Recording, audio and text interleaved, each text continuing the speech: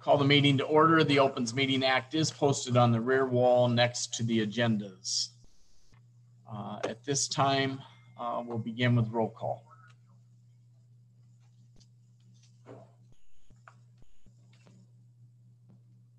Please vote for roll call.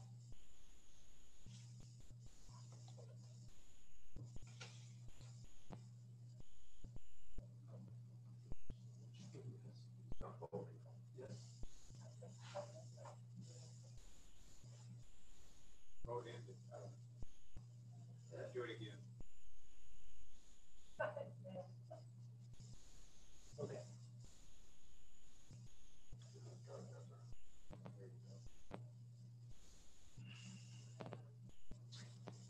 Eight members are present, Mayor. In the Community Development Agency agenda, we'll begin with Resolution 2020-009 to forward a proposed redevelopment plan to the Planning Commission for purpose of its review, public hearing, and recommendation regarding said plan's conformity with the comprehensive plan. At this time, we'll have staff report.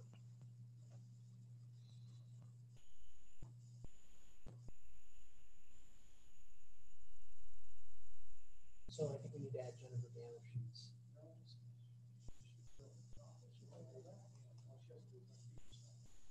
But she's on an attendee.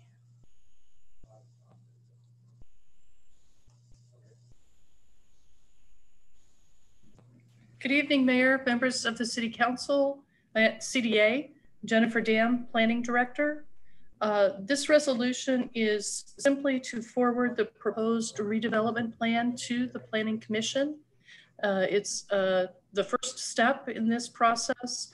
The Planning Commission will review and make a recommendation on the redevelopment plan, and then it will be forwarded to you for your next meeting. I would be happy to answer any questions. Jennifer, I'm just going to ask you to repeat what you just said. Please. Okay. This is a request to forward a redevelopment plan to the Planning Commission. It's the first step in the process. The Planning Commission will review the plan and make a recommendation on it. It will then come back to the CDA and the City Council for their review at their next meeting. And with that, I would be happy to answer any questions. Any questions for staff? Councilman Coons?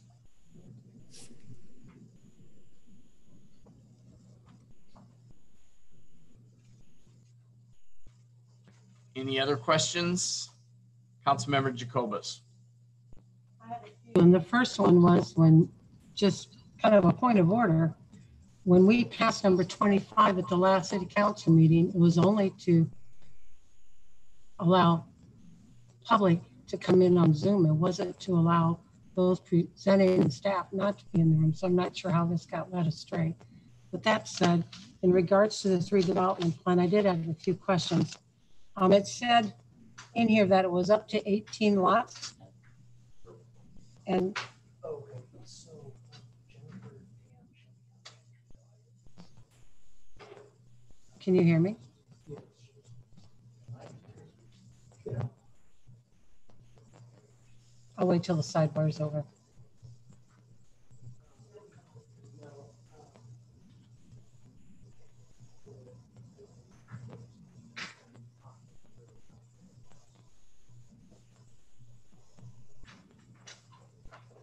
Are we good? Now he's not gonna be able to hear.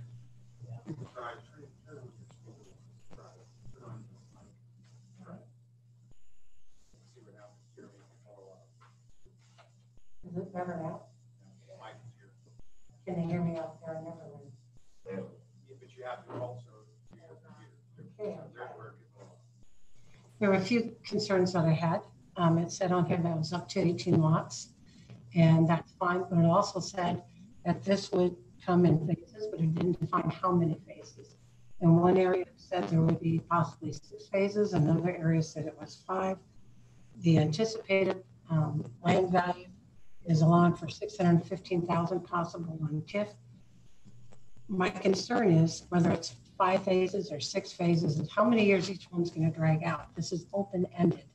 I don't have a concern with asking for TIF because that's an expectation along that corridor, and it allows for the infrastructure to be paid for. But there's just some vagueness in here that needs a little cleaning up.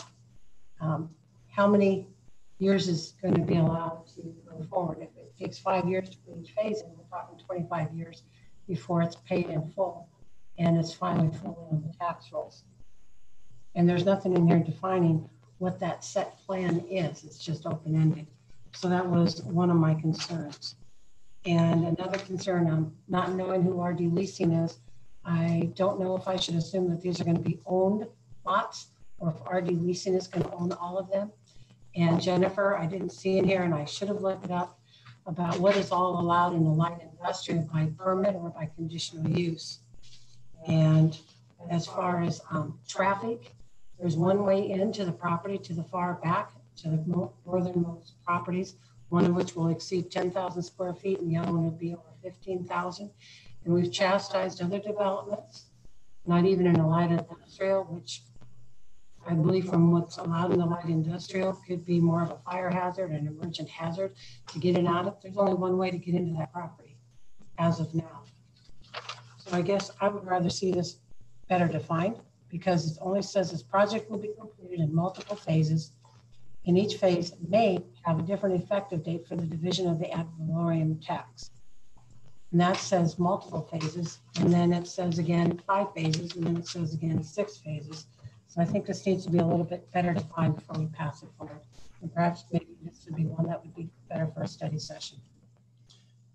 At this point, the request is to forward the plan to the Planning Commission for recommendations. So it's not for us to even review other than send it to the Planning Commission, and from the Planning Commission, it comes back to us. And then at that time, it allows council the opportunity to dive into all the issues that you just brought up.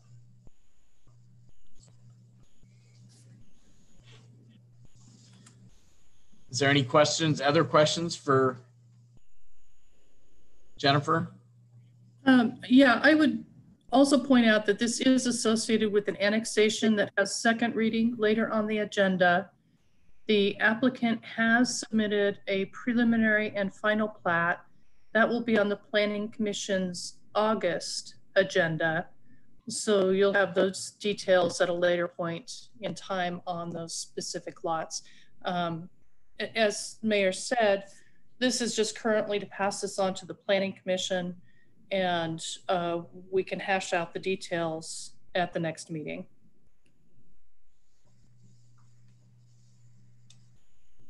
Any other questions? Comments from the public?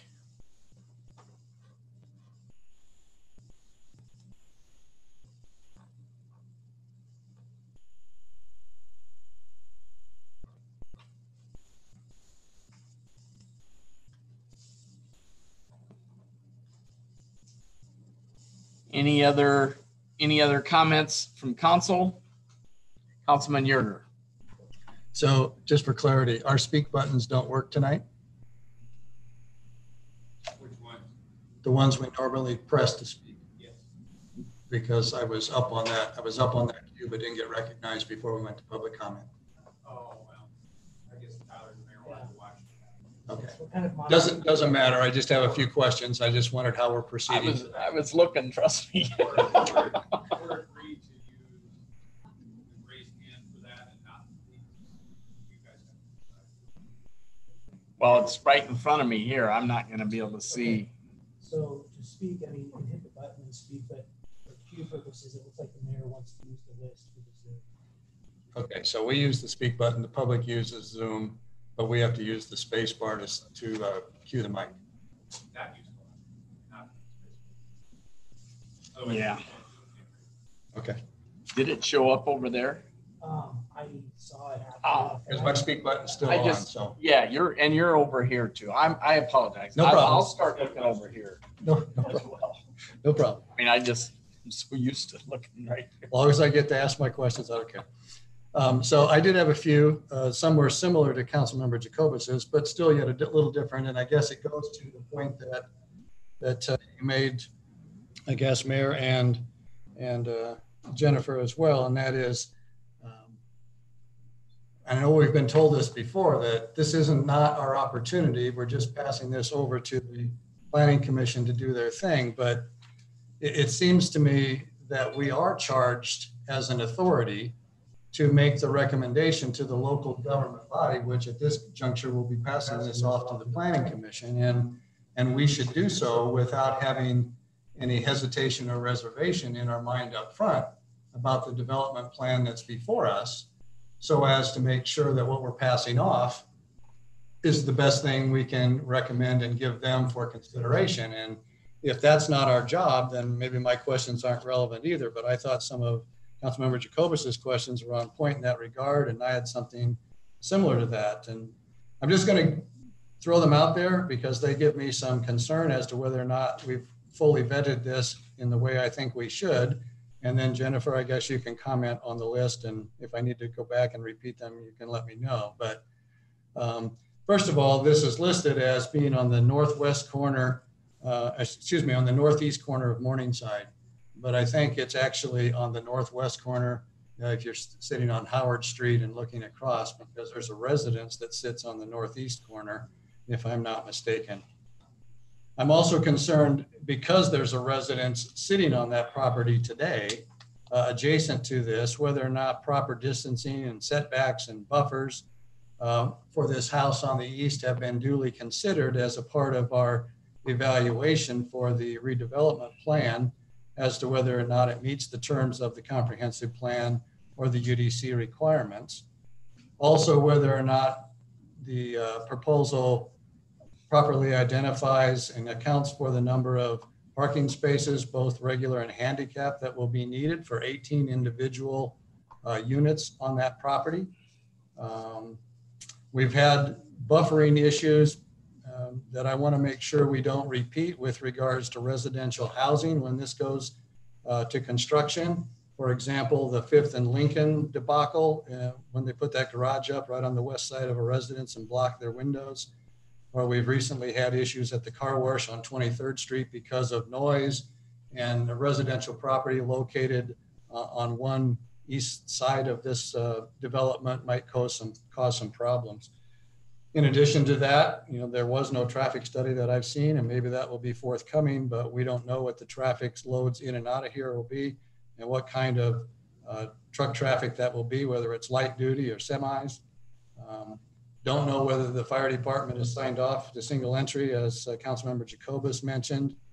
I'm not sure we know what the public service costs are that need to be defined in this document, I think, and or the sources and uses of funds specifically. They're generically mentioned in the document in paragraph D or exhibit D, but not enumerated or evaluated any place. And so when we say in what we're passing off and signing as the CDA chair people, et cetera, there are no material impacts to be determined by this agency. I guess given the number of questions that I just articulated and some of those mentioned by Councilmember Jacobus, unless you have answers for a lot of those, I'm not confident that this is 100% ready for the agency to send to Planning Commission yet. Those are my comments.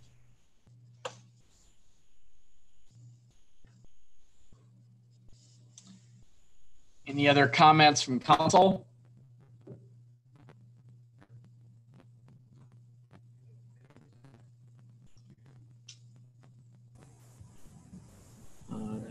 Travis. Mayor, Council, Travis Jacob, City Attorney.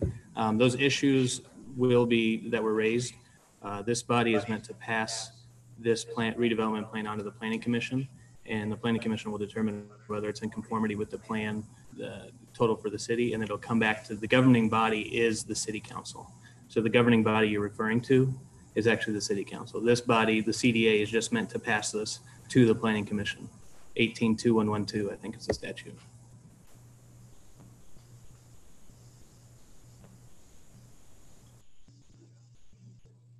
Any other comments or questions?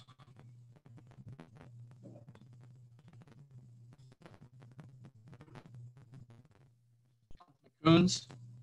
How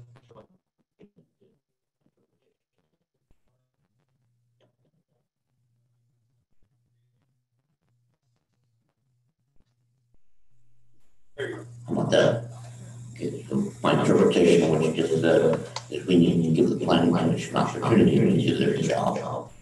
They do their job, it comes back to us, and then what we make the recommendation. Do that. Yeah, I'm comfortable with that. Planning commission is also for a reason. So it's the expert for this stuff. So let's give them the opportunity there.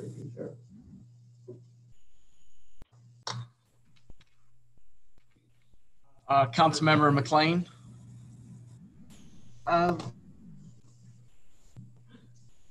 Okay, so let me just say I agree with much of what's been said by everybody. I don't have a problem with passing this on for the Planning Commission to review. I would hope that Jennifer, maybe you've heard these concerns that were raised here by the council tonight, and it would just make sense to me that those might be referred back to the applicant so that, you know, we're not regurgitating this in 3 meetings down the road and these issues maybe haven't been addressed. So it just makes sense to me in the interest of, you know, advancing this, that these issues will be noted and referred back to the applicant. Thank you. Any other comments from council?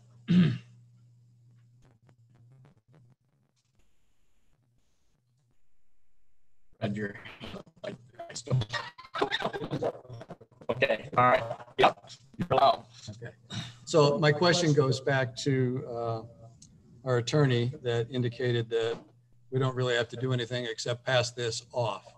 And so I'd like to have this clarified for me. It doesn't have to be tonight, but if you could send me something to clarify what specifically Nebraska statute 182110 and 182111 have to say on this matter, because it looks to me like there are 6 things that need to be in this developmental plan before we send it to a government agency, which is the Planning Commission from this body.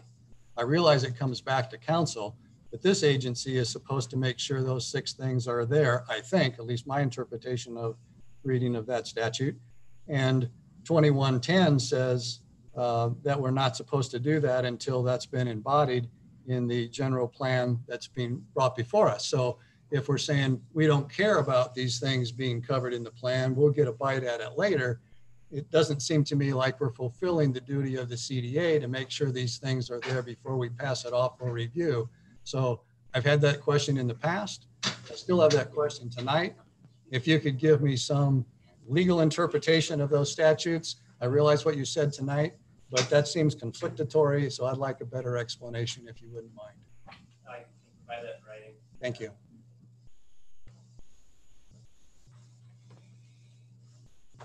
Any other comments?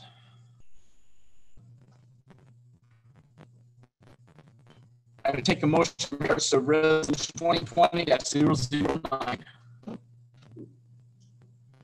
Mike Van, I make a motion to 2020-009 to the planning commission. Councilmember Jacobus, And I'll second that on the premise that we'll have answers prior to coming back.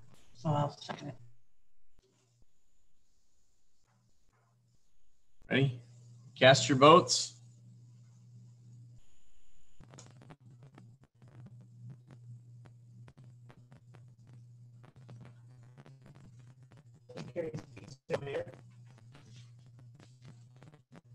At this time, I would take a motion to adjourn the Community Development Agency meeting. Councilmember Jacobus, I'd make a motion to adjourn. Councilmember Coons,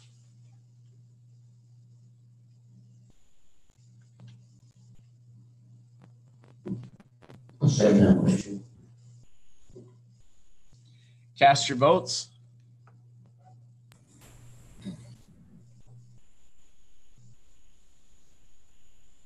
Motion carries 8-0, Mayor.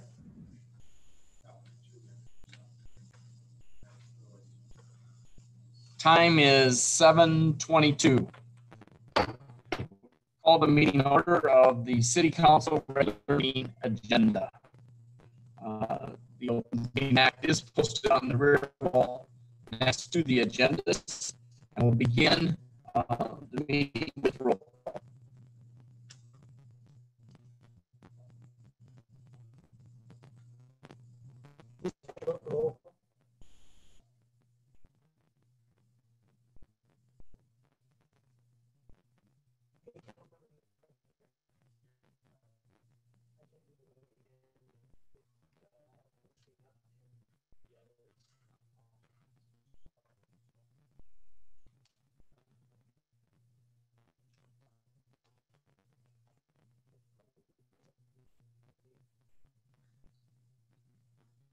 So, mayor's comments. I do want to say congratulations to Del Peterson Associates. This morning they had their groundbreaking, and we're excited to have them begin their journey of their new construction of their new facility.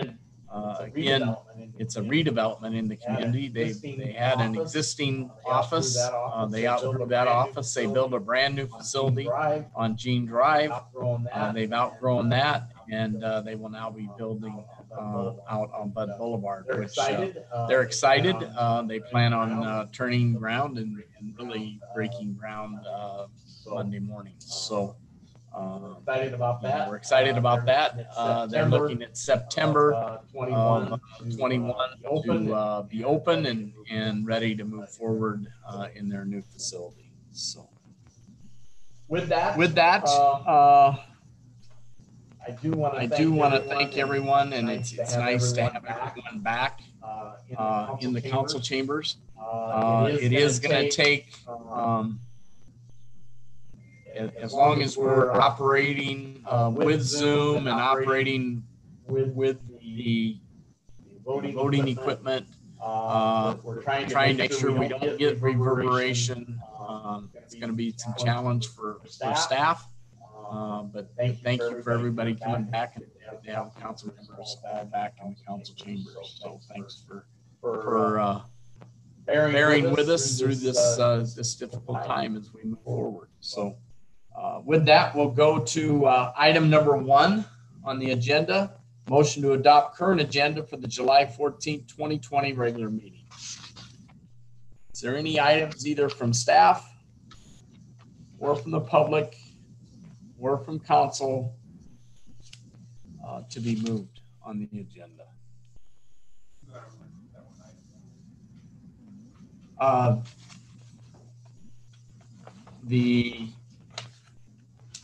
We can either do it item 13, which is actually on the consent agenda. The post-prom and prom event has been canceled, so that's a moot point. So that could be removed from the agenda in its entirety.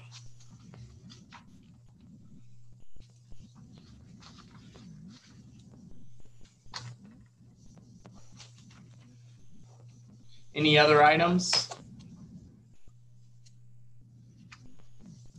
If there's no other items, I would take a motion to adopt the agenda with the removal of item number 13.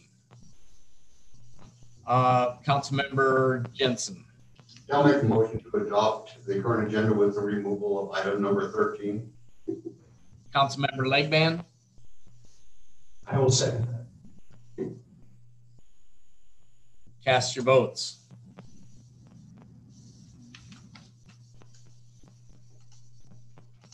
Motion carries 8-0, Mayor. Item 2 is executive session for the purpose of discussing potential litigation, personnel matters, and with respect to workers' compensation litigation as well. At this time, I would take a motion. Councilmember Jensen.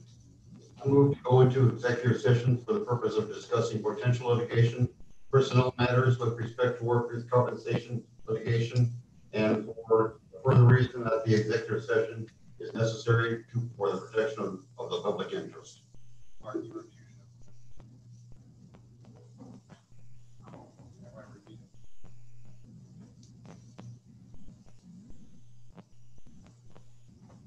There you go. You want to? Again? Yeah. I move to go into executive session for the purpose of discussing potential litigation, personnel matters, and with respect to workers' compensation litigation, and for the further reason that the executive session is necessary for the protection of the public interest. Councilman Legban. I second that. A motion has been made and seconded to go into executive session for the purpose of discussing potential litigation, personnel matters, and with respect to workers' compensation litigation, and for the further reason that the executive session is necessary for protection of the public interest. Is there any discussion? The pending motion is to go into executive session for the purpose of discussing potential litigation, personnel matters, and with respect to workers' compensation litigation, and for the further reason that the executive session is necessary for protection of the public interest. Cast your votes.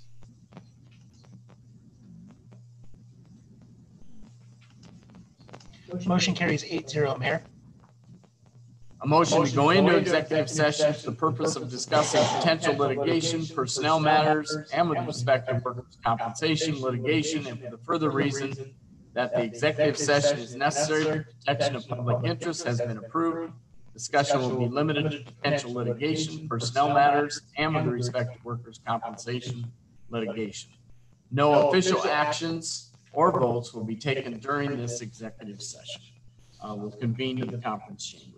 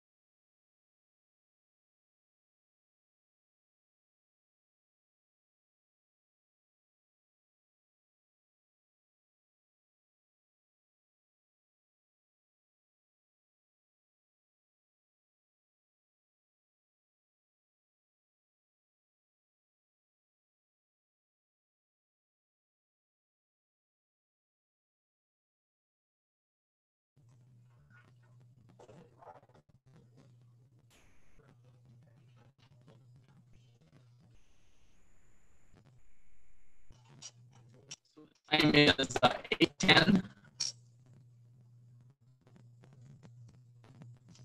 And I would take a motion to come out of executive session.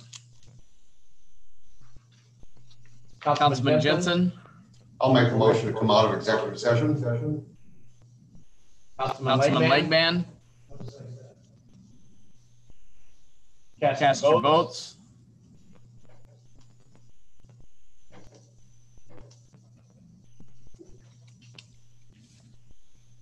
Motion carries 8-0, Mayor. The next item is the consent agenda. All items in the consent agenda are considered to be routine by the city council and will be enacted by one motion. There will be no separate discussion of these items unless council members or citizens so request, in which event the item will be removed from the consent agenda and considered separately. The consent agenda includes items 3 through 15, and item 13 has been removed. Is there any other items to be removed from the consent agenda at this time? Councilmember Jensen? Sorry. Councilmember Jacobus? Yes, I'd like 7, 9, and 15 removed.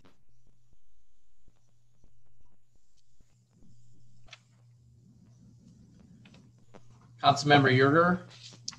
I have some questions on item 8, 10, 12, unless staff was going to do a, open that up for discussion. So I'd take 12 and 14.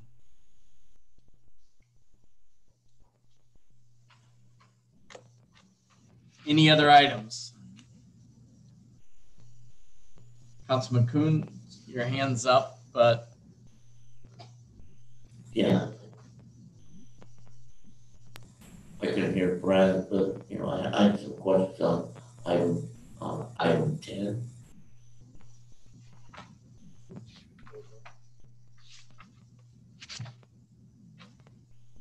and that was already pulled. So I would take a motion to approve the consent agenda, items 3 through 6, and item 11. Councilmember Jacobus? I make a motion to approve items 3 through 6 and number 11 off the consent agenda. There's second. Councilman Legman, I will second that. cast your votes.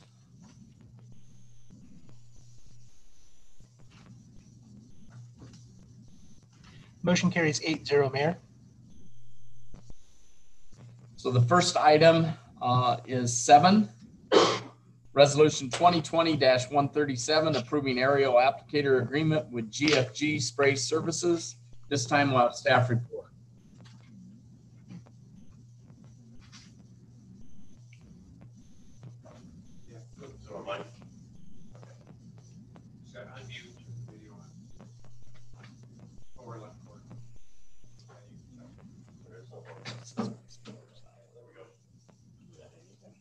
Okay, which item are we on? I was not going down the stairs.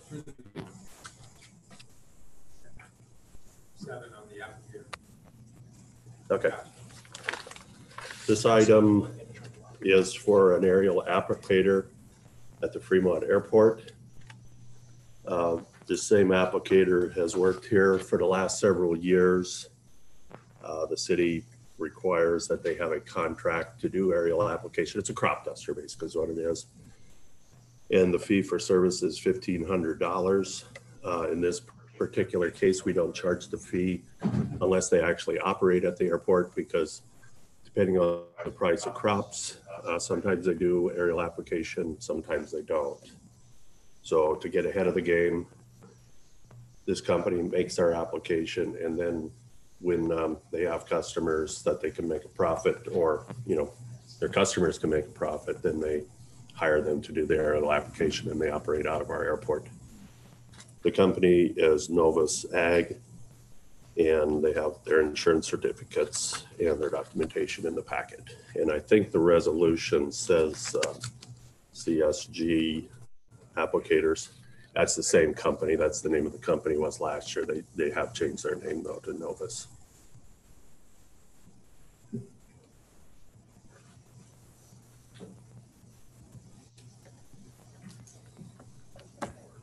Go ahead.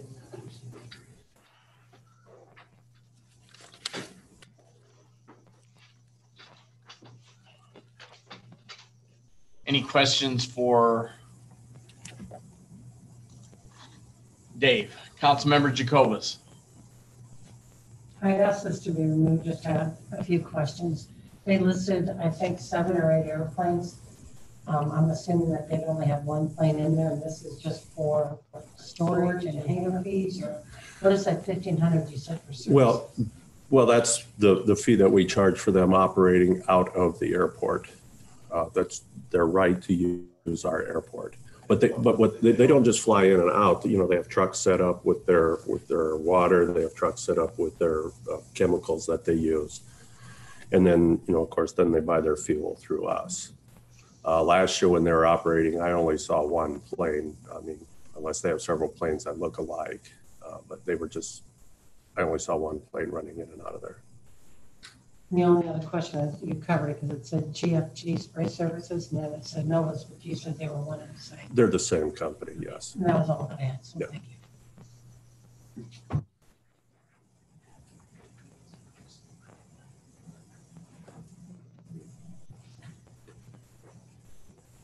Any other questions?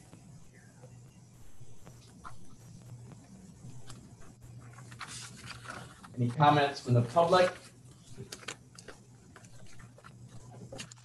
Councilman Yerger?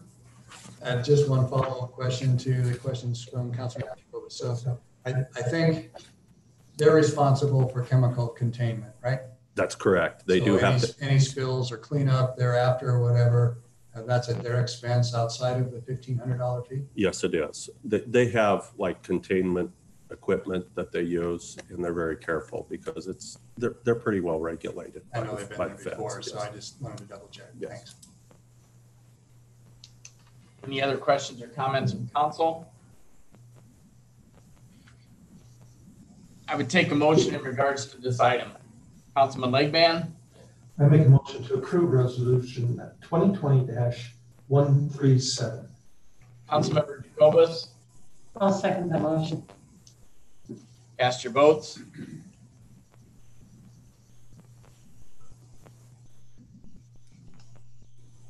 Motion carries 8-0, Mayor.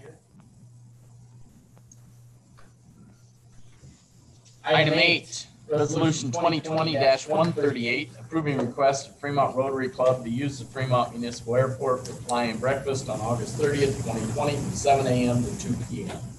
This time we'll have staff report. Did you want me to do that one, Brian? Okay.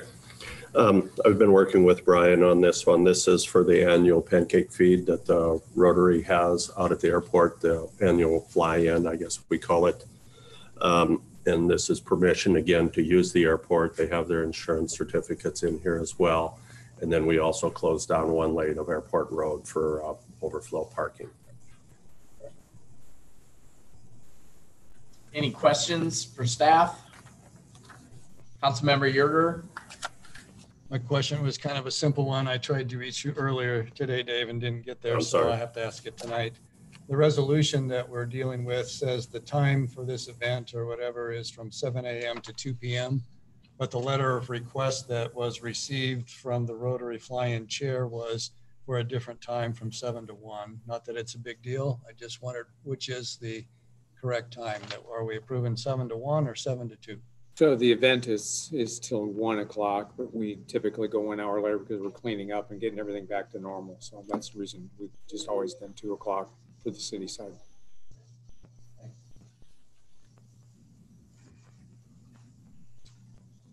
Any other questions for staff? Comments from the public? Comments from council? I would take a motion in regards to this item.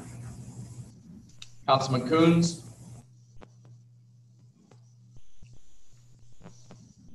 Make a motion to approve this resolution 2020-138. Councilman Legband, I will second that. cast your votes.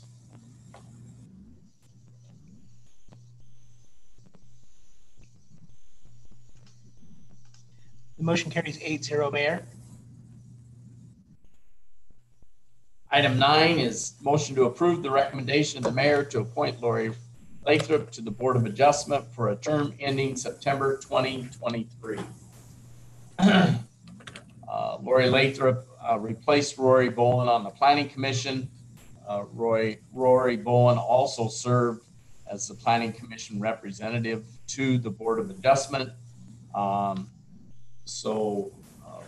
moved Lori Lathrop as an appointment to that same position with the term ending September of 2023. Any questions? Councilmember Jacobus. The reason why I had asked to have this pulled, I had assumed that she was replacing Rory Bowen because there's a requirement that someone from the PC be a member of the Board of Adjustment, and he had fulfilled that rule. There was still a vacancy on there. And then also, as far as contact info, we have no contact info on file for any of them. Is there a reason for that? I mean, there's not for any of them as far as phone numbers, even though there's other boards and committees still waiting to have that slot. This Board of Adjustment doesn't have any ability to contact anyone. Can I speak to that? Go ahead. I think now that you mentioned that, I believe I received an email at one of our staff meetings. It was asked to provide that information. I believe I received that information. I think I just need to upload that to the website now. My apologies. I look forward to seeing it. Thank you. I do know that staff during staff meetings did ask all department heads of any of their organizations to basically provide all of that information. And that information is dribbling in and coming in. Tyler is getting on the phone to make those calls so we can have it. I do know that on the Board of Adjustment, that board is, it's a very difficult board to fill. But I also know that there are several are coming up for reappointment or appointment, whether they wish to serve or not serve. So that'll be coming up in the future months. Any other questions? Councilman Yerger? I don't really have a question, just an observation, and I didn't go over to look and see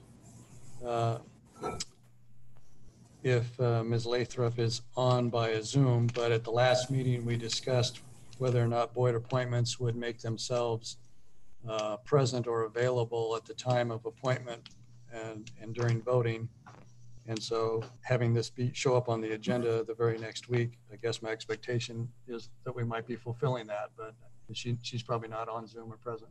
Well, I know when just within 2 months or 3 at the most, she was online with us when she was appointed to the Planning Commission and totally vetted at that time.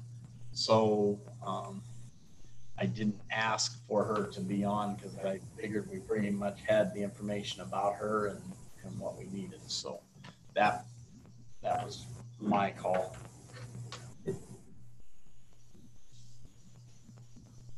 Any other comments or questions?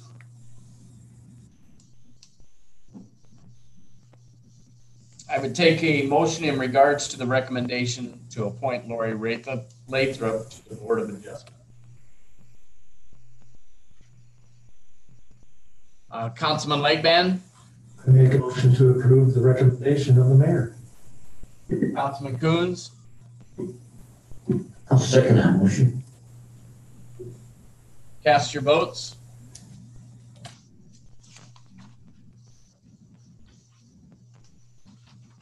Motion carries 8-0, Mayor.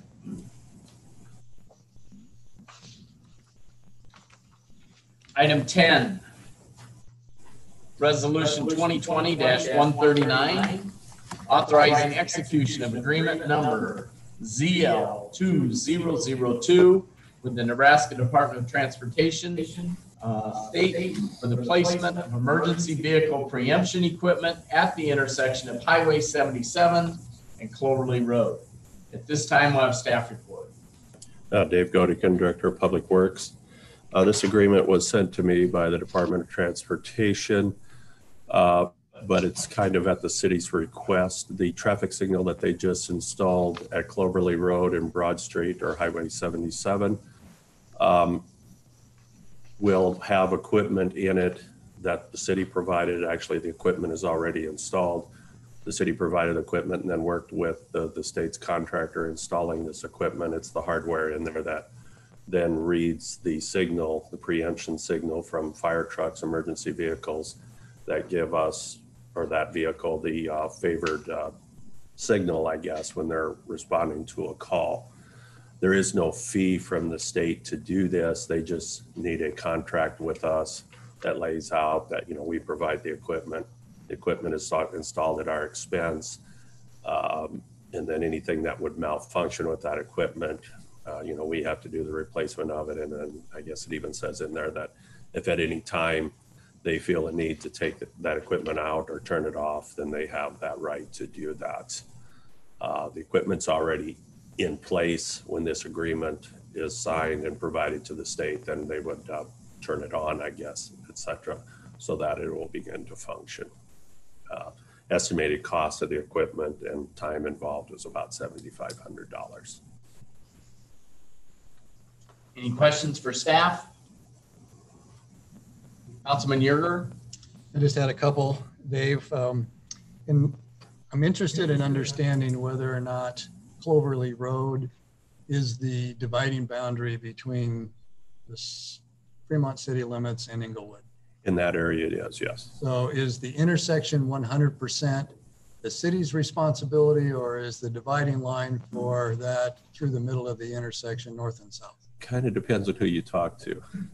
And here's the reason for my asking. If it's entirely our intersection, then I understand what we're doing. If that's a shared intersection, then one has to wonder why the city of Fremont is paying for all of the emergency capability to control that light, if in fact part of it belongs to Inglewood in that regard. So I'm just curious as to the ownership of the lighting facilities and the controls and the intersection property. Well, the signal was paid for with a cost share between us, City or Village of Inglewood, and the state of Nebraska. The preemption equipment, because it's on our fire trucks, it's, I guess, for our convenience for, I don't know, does Inglewood even have fire equipment? I don't know for sure. So it's for the city's vehicles, and I'm not aware that they cost shared any of this. Does that include access by fire department? Are they the ones that have controllers, or is it police department, or both? I don't know about the police for sure, but I know the fire does. Because if police does, then I would assume Inglewood would have vehicles that they would want to have access as well, but I don't know that. So I don't know the particulars of who has access to it. So regardless of whether the intersection belongs to us or not, the citizen, the ratepayers of Fremont are paying. Yeah, it's going to be on city vehicles. The definition just it's always been, as long as I've been here, is the south side of Cloverly, which is the ditch, is the line. So actually Cloverly Street at that point is always been theirs, Inglewood, and the north side, and actually the street north side is ours. But I know that changes in between there. Well, that was my understanding until we did the agreements on who owned the infrastructure underneath the intersection when we started building the construction that just recently finished. Inglewood did own some of the items that I thought were ours because of where they actually sat. So that's why I said it kind of depends. Councilman Coons?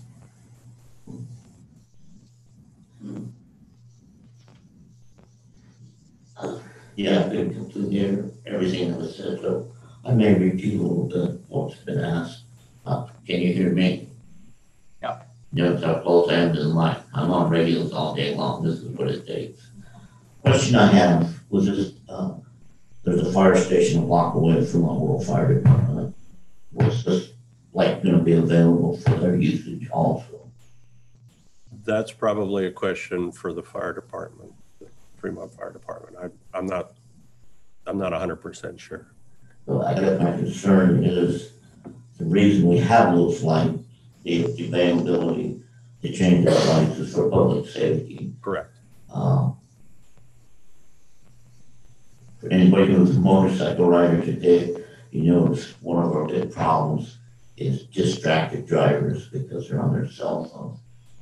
When I was assistant chief of the Fremont Rural Fire Department, I tried to stress to our firefighters that without the ability to change those red lights to green, when we run lights and sirens, you're asking for the right of way, but we're not guaranteed the right of way. So you need to approach it with that in mind. But I've always wondered why, if our goal is to protect the public with these switches to change lights, why the rural department doesn't have access to that. I mean, we're all trying to maintain the same level of safety for the public. Every time you put on lights and sirens, you're putting people's safety in jeopardy. I mean, for anyone who's driven a lot with lights and sirens, you see the public doesn't always react in a responsible manner. I've had to take evasive action several times for people that just stop in front of you, for instance, because they just panic. So having a little bit more access to those well-traveled intersections would certainly increase public safety with the rural fire department also. I can certainly open that discussion with them. Yeah, I think it needs to be addressed. Councilmember Jacobus. Mr. King's echoes where my sentiment was with the mutual aid and the mutual response that is needed from Fremont Rural and also from Fremont Fire to Fremont Rural. I would like to see Fremont Rural considered for putting some of these devices on their truck as well. Having been a firefighter and medical units, I know the importance of this, and I totally echo exactly what Mr. Coons just said. So I'd like to see that conversation had sooner than later. I think it's a good idea to have this at this intersection. And I'm sure there'll be another intersection down the pike that this will be needed at, but for now, I'd like to see that extended out to Fremont Road. Like I said, I will open that discussion with them. Thank you. Any other questions? Any comments from the public?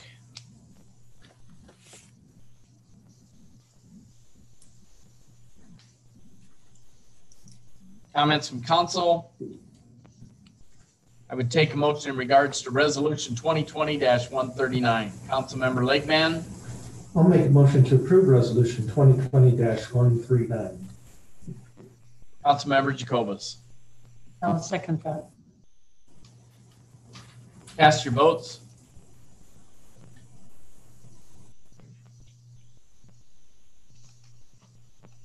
Motion carries 8-0, Mayor. Item 12. Resolution 2020-141, authorizing staff to sign the investment grade audit contract with Navitas LLC for the administration building. At this time, we'll have staff report. Troy Shaven, Assistant City Administrator, Utilities. Real quickly, this is for the investment grade audit for this building. Navitas was selected earlier this year as our energy services corporation. Their responsibilities are they basically analyze our buildings. They have knowledge in newer technologies and energy efficiencies when they notice things that could possibly be a net zero savings to us, meaning the energy savings would offset the cost of construction. They bring those to us. This is them bringing forward a proposal for energy savings in this building, specifically due to the air handling unit.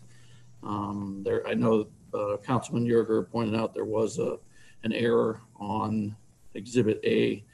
It lists all three facilities as part of this contract. The previous item, Christensen Field Main Arena and the Senior Center were covered in the previous item and are listed on this Exhibit A. So this would have to be revised to eliminate the Christensen Field and Senior Center listings on Exhibit A. Any questions for staff?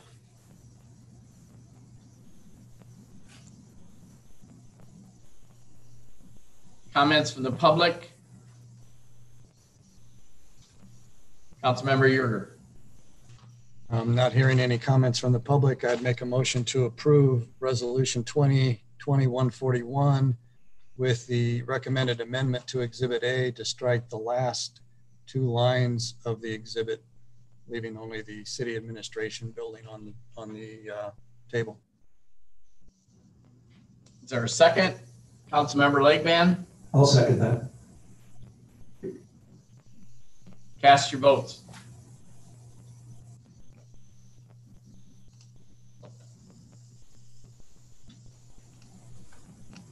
Motion carries 8-0, Mayor.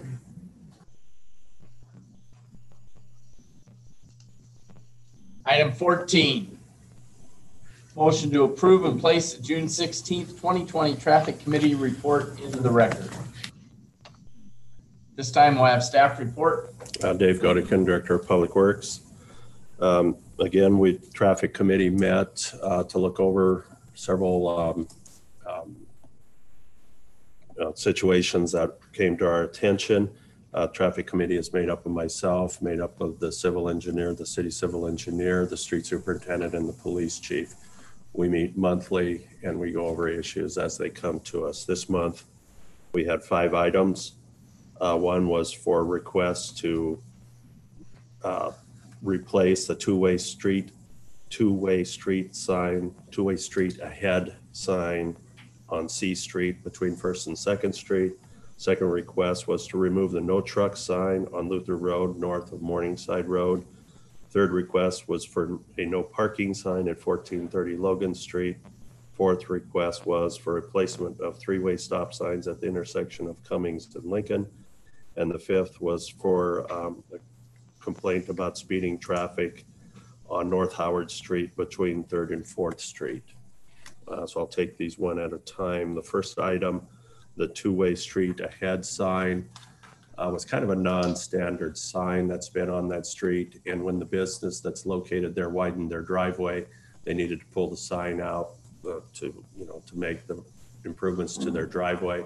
So then the question came up, do we put the sign back in or do we leave the sign out? What it's telling traffic is that C Street's a one-way driving south. You come up to First Street is a 2-lane street or 2-way street. And it's just telling you that there's a 2-way street there. We felt that it's kind of redundant. As you come to First Street, you're going to know that it's a 2-way street. So we recommend that that sign not be put back in place. Removal of the no truck sign on Luther Road. There's a speed limit sign there, and then below it there was a sign that said no trucks. Well, the new business that located out there has truck deliveries. It's on Luther Road north of Morningside between the railroad tracks and Morningside. Well, they have a lot of truck deliveries and their delivery trucks were confused. They didn't know that they could go in or not. They saw the no truck sign. So we're recommending that no truck sign be taken down. Luther Road is not a truck route, but trucks are allowed to use it if they're making a delivery from the nearest route from a designated truck route, which Morningside Road is. So trucks are legal to go to that business and then come back by the same route. So the sign we felt should be taken down to avoid that confusion. Logan Street, we looked at that particular request and it's a neighborhood street. There's a number of cars parked on this street and it's causing some problems of people getting out of their driveways. But we looked at it, it's not a through route, it's not a collector street, it's not an arterial street or anything like that. There's no schools, there's no parks in the immediate vicinity. And I guess our recommendation was that the no parking signs not be put in place at that particular location. Cummings and Lincoln, about 2 months ago, we made a request to place a stop sign on southbound Lincoln. That is a T intersection. And the committee felt because there was a driveway on the opposite side of the T, someone might be coming down there in low visibility, drive through the intersection and into someone's driveway. So we recommended that a stop sign be put up on Lincoln, and the city council approved that. The sign was put up. Now the request came to put no stop signs on east and west on Cumming. Our recommendation is that that's probably not an appropriate place for the additional stop signs. So we're recommending no action on that one as well. And the fifth item, there was a speeding complaint from a homeowner on Howard Street.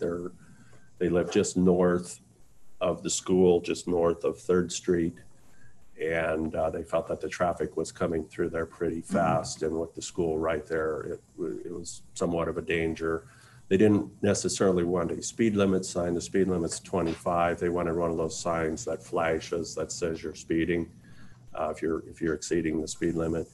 Prior to doing that, we went out, put out traffic counters, and that's kind of where we're at now. That will be addressed at we had a traffic committee meeting today. It was addressed at today's traffic committee. So in the next traffic report, our recommendation will come through for that. But prior to putting it up, we wanted to know, are there actually speeders, and what is the percentage of speeders that are going through that area? And that's the end of my report.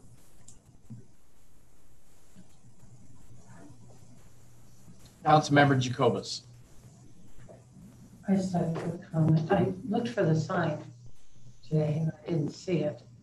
But is there any reason why you can't put no through truck traffic? In other words, if they're accessing Western Integrated, which I believe that's the business you're talking about directly south of the tracks. Yes. There's no reason for them to come from the north. They need to come from Morningside and go there and then leave in that same route. So we're not pulling truck traffic through that whole area. We discussed that, and that is an option, but that still gets somewhat confusing. Because I know one of the next meetings we're going to be discussing truck traffic in that area north of there. And I think maybe what's happening is GPS is telling people to go by an alternate route, and it's taking trucks down streets that are not truck routes. And I think that's probably why that sign was placed there originally. But we're kind of strategizing on what we can put up to convey that message. So we're not confusing the people coming into integrated seeds, but we're not encouraging trucks that are driving through the area. So I don't have a good answer for that one. That one I think is going to be a tough one, but I would really hate to encourage truck traffic through there. Yeah. For future, because with some of the construction going on in the different streets, various streets and the bypass point, et cetera, people trying to look for a shortest route to get from point A to point B are going to use it. Well, what we're going to do, and as part of this, because of this, to see how effective this is, and because of the recent complaints, we are going to put our traffic counters out, and the traffic counters will, they have indicators, whether it's a light vehicle, whether it's a straight truck, or whether it's a semi truck. So we can get counts on how many people are actually bypassing there and going and seeing what the numbers are on that. Thank you. Thank you. Councilman Yerger. I pulled this for the very reasons that you were just discussing, primarily because of the signage associated with the truck traffic. And I thought it was interesting that constituents in my ward indicated that sign's been down for some time. Not that we're going to take it down. It's down and been down for a while. We got ahead of ourselves on that one. And so, we handled it before we took approval to take it down. But nevertheless, my concern really is this, and it seems like the solutions maybe aren't that difficult. I don't think Luther Road in my ward should be a truck route. And signage, by the time you get to the railroad tracks, should probably state that, and they can get to their driveway at the grain company without any problem if there's no signage where it was between Morningside and their driveway. That's where it was before. But if it was between that driveway and the railroad tracks that says there's no through truck traffic from this point, that should not cause them any confusion because they shouldn't be going that way. I can honestly tell you as well, I have seen grain trucks traveling eastbound down First Street in the recent month. And that shouldn't happen either. I don't know if they were going there. But heavy semi grain trucks going down First Street, that's not a truck route either. And so, you know, the folks in my ward are concerned about that. I understand why we needed to take the sign down for purposes of them accessing their building. But we need to make sure that we are not opening up Luther Street and or, from that matter, First Street and or Jack Sutton to be alternate routes to get to that facility. Because when we discussed the placement of that facility there, we did have discussion about traffic studies and the amount of truck traffic that would be going there and whether it was properly zoned, et cetera. And those trucks would have been coming off of Morningside. So even though GPS should be taking them another way, hopefully they'll get trained quickly enough to know it's the bypass and Morningside that gets them there. Yeah, but we're not designating Luther Road as a truck route. Luther Road is not a truck route. I understand, but the signs are now down that says no trucks. Yeah. And so by virtue of the fact that it's no longer posted, you have an element of opportunity that wasn't there before because there were signs that said no trucks. And so I'm encouraging the committee to think about what they will do north of the driveway for the seed company as you go towards the railroad tracks and up to the north. I think some sort of notice as the truck traffic still prohibited. Yeah, we can put a sign there, but we discussed that. But if a truck does get there, where do they go then? Because they're off the truck route, and the only way to get back on the truck route would be to turn around, and that's pretty difficult.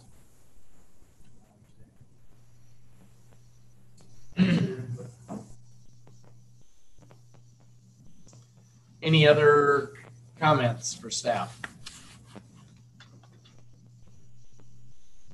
Comments from the public?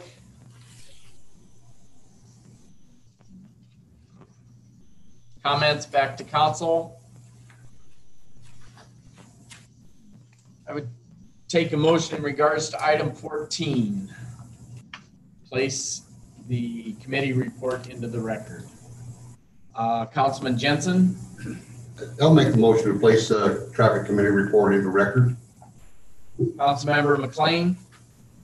I will second that. Cast your votes. The motion carries 8-0, Mayor. Item 15. Motion to authorize city clerk to sign SDL local recommendation and release special designated license. This time we'll have staff report.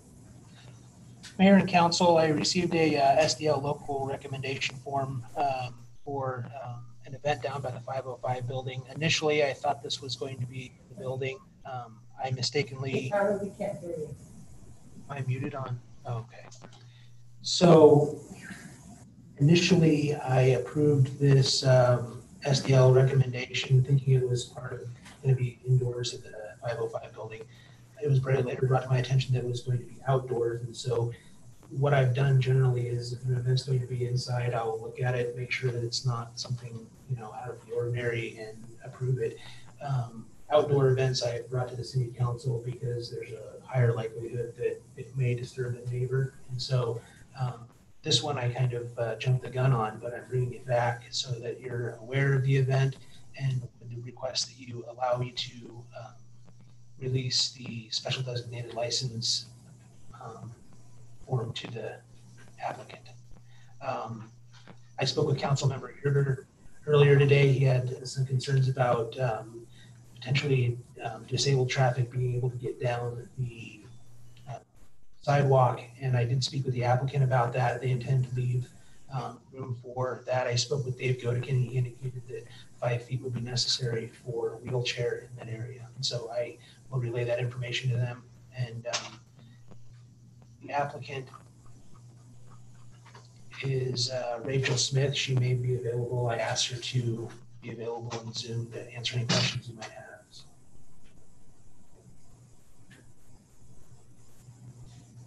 Any other questions for staff? Councilmember Jacobus? I had a few questions. I'm assuming this is a public event, and it says Summer Downtown Main Street, and I'm assuming that's also Summerfest. My question, Tyler, it says that the event building name is 505 North Main Street, but yet it's in front of the 505 on the sidewalk. Is that correct? I believe that's correct, yes. So the owners of 505 building give their permission for this? I believe so. My understanding is that they're going, it's not really well, it's probably, I don't know what the technical definition of a beer garden is according to the state, but my understanding in conversations with the applicant is it was going to be a sampling. I was assuming it was going to be sampling of what is going to be provided. Microbrewery? Yeah, my understanding is that, yeah. Because I saw that it was Wiz's End Zone that had the licensing for this. So that may be in part just because they don't have the license yet? I would think that might be the case. 505, I don't think, maybe they. Does this fall underneath the insurances of Main Street then? To have this on city, or is that considered part of the Summerfest? How does that work with alcohol involved? That's kind of a unique, it'll be a fun time. Even though I drink beer, I prefer a little scotch, but it'll still be a fun time. So do we have to have permission of the owner, or is it, I think that's a Duran or something that's the owner of it.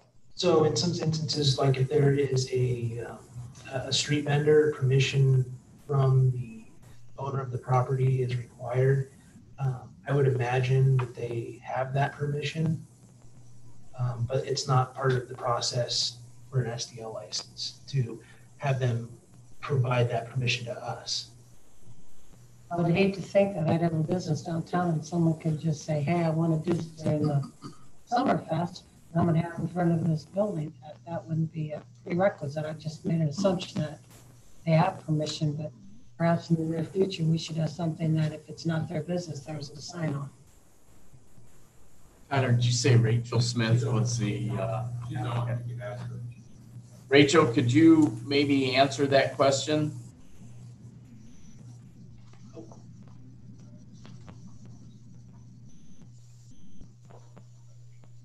Go ahead. You'd have to unmute yourself. Okay.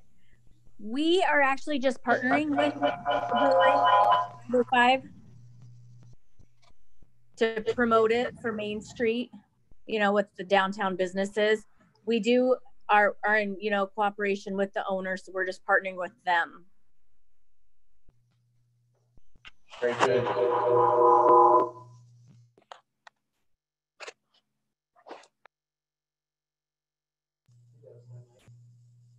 That should clear up the questions. Thank you.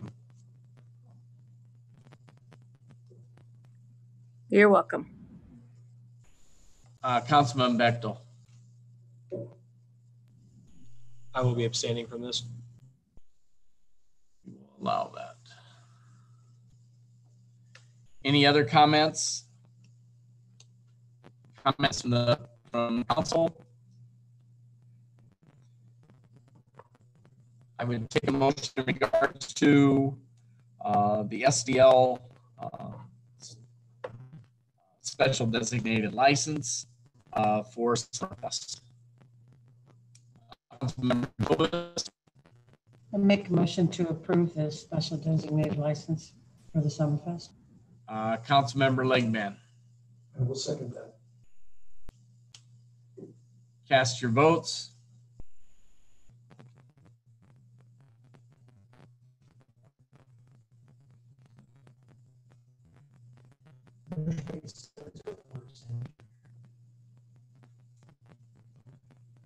Moving to unfinished business. Number 16, ordinance 5534 to revise municipal code section 3-103, municipal water system application for service, meter and service price generally prorating monthly bill. This would be a third and final.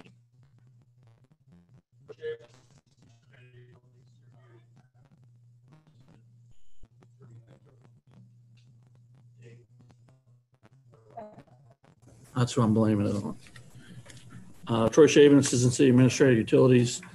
The current municipal code allows splitting of water main to multiple single-family residences. What this tries to do is eliminate situations where one of the sides or one of the owners incurs all of the costs of a replacement on a single service line, because they're the ones dealing with the issues and the other owner is not the one dealing with the issues. This is the third reading. The text that you've seen at the first two has been modified slightly, and I'll go over that. The first two readings read, each attached single-family dwelling unit must be provided with an individual connection. That's been revised to each lot containing an attached single-family dwelling unit. And then the last line says splitting a single service connection to serve multiple individual single-family. It used to read single-family units is not allowed. It now reads single-family lots is not allowed. Again, the intention is if you have a duplex that's owned by one person and it's on a single lot, that's not a big of an issue, because if there's an issue with the service, you have a single owner that would have to fix it regardless on which side it's on. If it's two individual owners, they would be separated by lot lines. So separating it into the lots would require the additional service per lot, not per unit. Any questions for staff? Councilmember Jacobus? So if I own a duplex and I sell it in 10 years and I sell one half to somebody else's conjoined now, what happens when you parcel that off and sell it? So you wouldn't be able to sell half of the unit with the one lot. You'd have to split it or replat it, and then you'd have to go upstairs and apply for a replat or an administrative replat. And our process is going to include, when they get an administrative replat separating one lot into two, they're going to check with the Department of Utilities to make sure that there's a service for each side. So what they'll do at that time would require that separated if it wasn't already. If it wasn't already and you tried to replat it into two lots instead of one, in order to do the replat, a condition of the replat would be to add the service, yes. Very good, thank you. Any other comments or questions? Comments from the public? Comments from council? Councilman Yerger? Make a motion to approve ordinance 5534. There's second. Councilman Legban? I will second that. Actually, it's the approval of the whole final reading.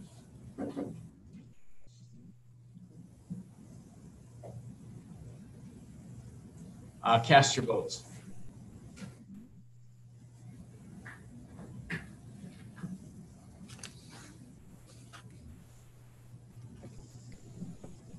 Motion carries 8-0, Mayor.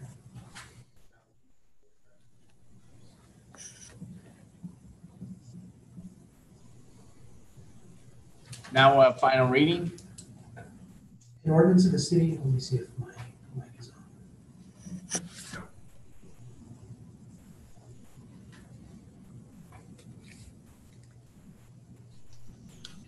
An ordinance of the city of Fremont, Nebraska, repealing and replacing chapter 3, article 1, section 3-103 of the Fremont Municipal Code and all other ordinances or parts of ordinance in conflict with this ordinance, providing for when this ordinance shall be in full force and effect. Final reading.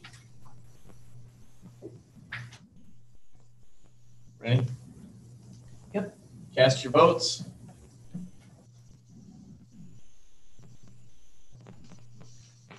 Motion carries 8-0, Mayor.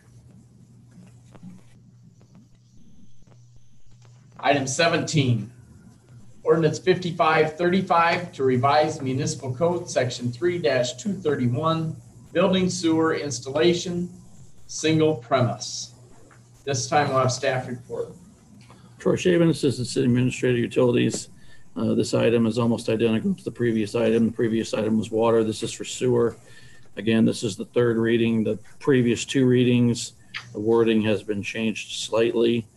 The previous two readings read, one building sewer must be provided for each attached dwelling unit. Splitting services to multiple units is not allowed. That's been revised to must be provided for each attached dwelling lot. Splitting services to multiple lots is not allowed. I can answer any questions. Any comments or questions for Troy? Councilman Yerger? Any other comments or questions? Comments from the public? Comments from council? Would take a motion to hold final reading. Councilman Jensen? I'll make a motion to hold final reading of ordinance 5535. Councilmember McLean? I'll second that. Cast your votes.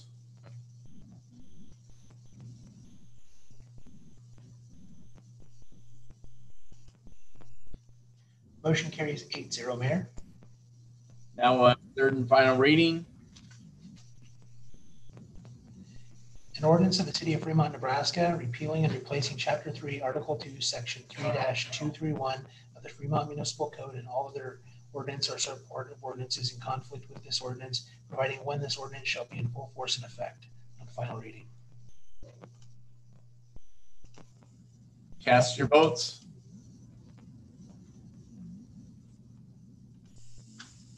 Motion carries 8-0, Mayor. Item 18, ordinance 5536 to annex lot 3, Morningside Industrial Park, generally located on the northeast corner of Morningside and Howard Streets. This would be for second reading. This time we'll have staff report. Evening, Mayor, members of the City Council, Jennifer Dam, Planning Director. This is the second reading of the ordinance to annex Lot 3. It is in conformance with the comprehensive plan, state statutes, and is contiguous to the city limits. I would be happy to answer any questions. Any questions for Jennifer? Councilmember Yerger? Just a couple points of clarification. When I look at the mapping areas that are in the packet, the first map shows the area of proposed annexation. It looks to me, again, contrary to the agenda item, that this is the northwest corner, not the northeast corner of that intersection. Is that correct? Yes, it is the northwest. The street doesn't go through. So when you look at a map as it's zoomed out, sometimes it's a little difficult to tell, but once you zoom it in, yes, that's correct. It's the northwest.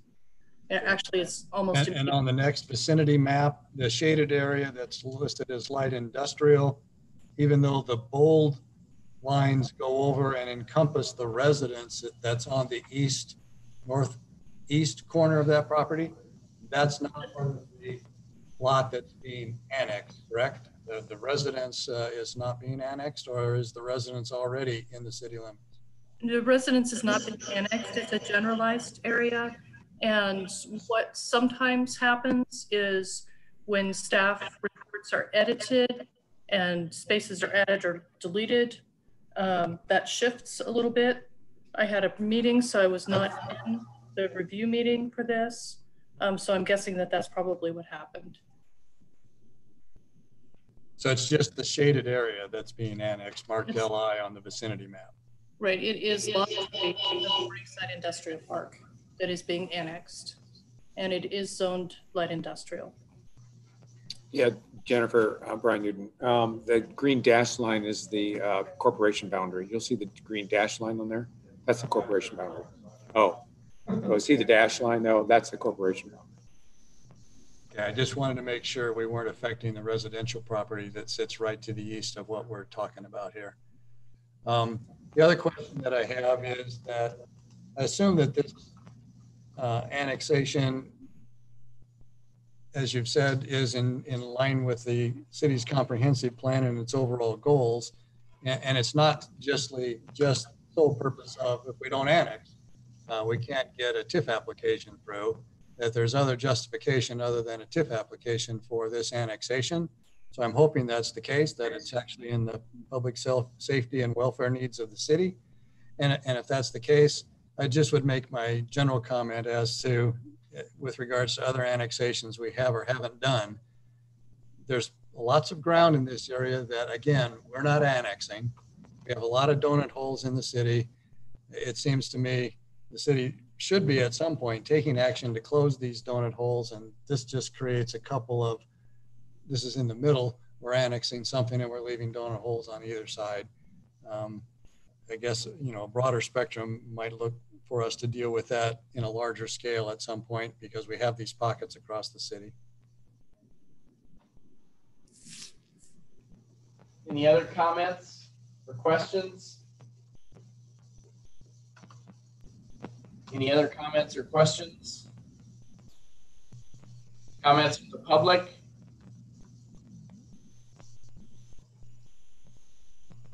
Comments from council? I would take a motion to hold second reading of ordinance 5536. Councilman Legban? I make a motion to hold second reading of ordinance number 5536. Councilman Jensen? I'll second that. Cast your votes.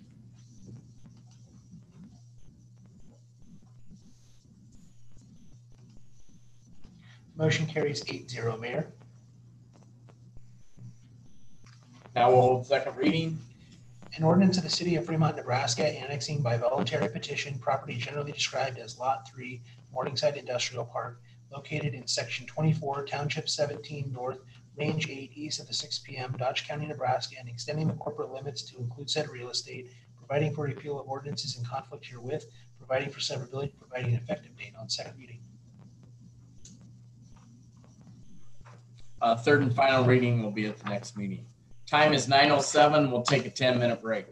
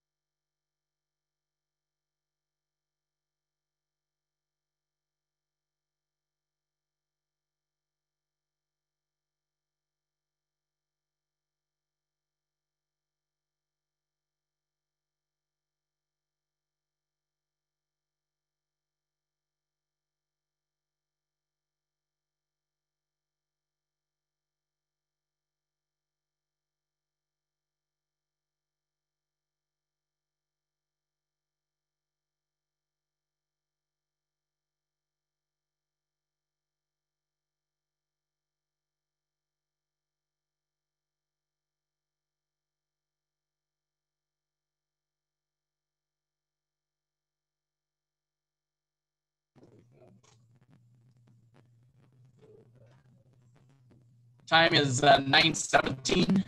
We'll come back out of closed session. Or not closed session, come out of break. Long closed session.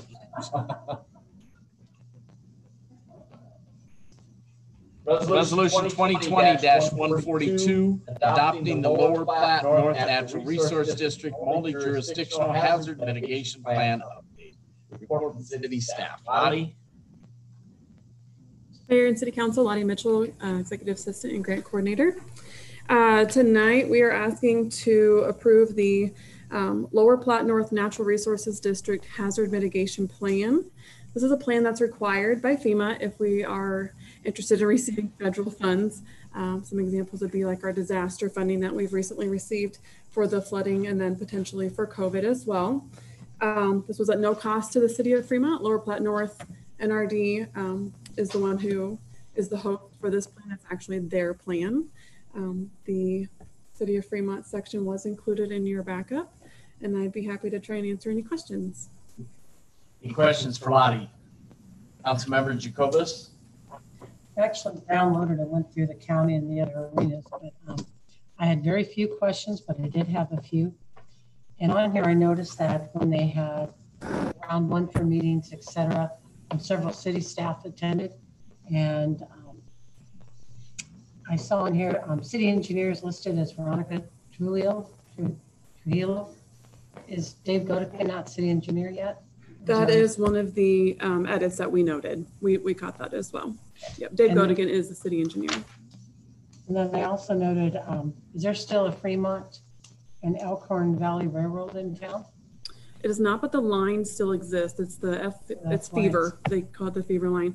And the company does still exist, but it's not in operation. It's still on that stretch of track. Correct. And then Meadowbrook, is that still in existence for the mobile homes? Yes, it's. Where's Meadowbrook at then? Out west on Highway 30. And then Westlake? Also on Highway 30. Oh, so we have two of them out on Highway 30. And then as far as city personnel is here, and anybody else who is part of the group, I'm not used to having to do two things together. Are there any other entities? Because I saw on the meeting there was a little bit more extensive, not exhaustive list of personnel from Fremont for contact. And I just was curious if that's the crew there, or I realize that this is something that we need to do and that this was started in 2000 and every 5 years it gets updated. It's a formality. I would ask everybody to try to download and take a look at it, but I thought it was very thorough. Having worked with Lower Platte in the past, I was just curious as far as ongoing working, if that will be opened up again to a larger group, or if this is something that gets presented in the public, or it's just something we have to have so that when we apply for grants, et cetera, we have that advantage if this has been addressed. I believe it will be, well, I know it will be available for public review. It's a public document. And they did hold a couple of different public meetings as well that the general public was invited to attend so that they can get input from lots of different viewpoints. Yeah, and then we'll do it again. We've been working on it for a little over a year with JEO. And so there'll be plenty of opportunity again for additional public input. Any other comments or questions? Councilman Yerger? I just had a couple. So I was curious as to the pages that are included in the agreement, and I'm particularly looking at pages 19 to 22, and I don't know what they are in the packet, but those specifically lay out some of the priority items and whether they were selected or not selected for purposes of inclusion, I guess. And one of the things that I noticed was not included was any open space preservation, and it indicated that there was minimal political support to include open space considerations. And I'm wondering who constitutes minimal political support? I think what that is referring to is with acquisition of properties in the floodplain. And if we were to go through with the FEMA program to acquire properties in the floodplain, then those parcels must remain green space for eternity. And I don't, it's not been the direction to have small parcels of land in the middle of neighborhoods that the city then has to maintain. They're not large enough to become a park. They're not large enough to become a detention cell.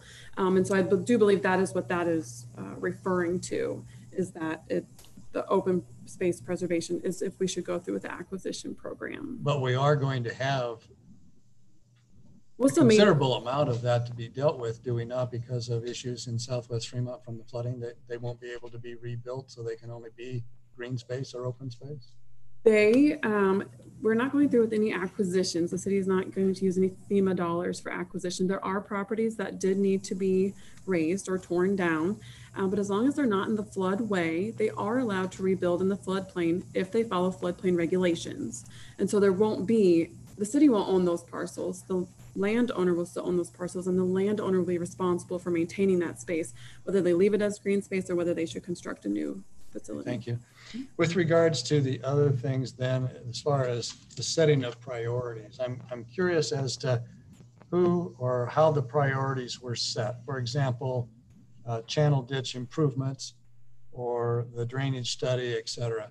When we were going through a lot of discussion about some of the new developments on the southeast part of town, my ward, we had a lot of discussion during those sessions about water flow and the lack of ditch maintenance, et cetera, that gave rise to poor flow in those areas. And I'm curious as to whether or not they were given the priority that we discussed at the time of those subdivision discussions, as to that should be a priority and a high one, because you got to get water out of the city before you can contain with some of the floods that are going on in the city streets. And so I didn't see that this was one of the highest priorities listed here. So I was curious, who determined what the priorities were, whether they were ultra high, medium? So we had lots of public input, lots of discussion with staff members that were in attendance, discussion with NRD, discussion with JEL, lots of input was given.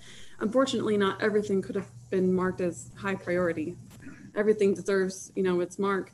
But through the conversations that were had at those different meetings, the priorities were set. There was no one person or one entity that set the final priority level, though. It was all through group discussion.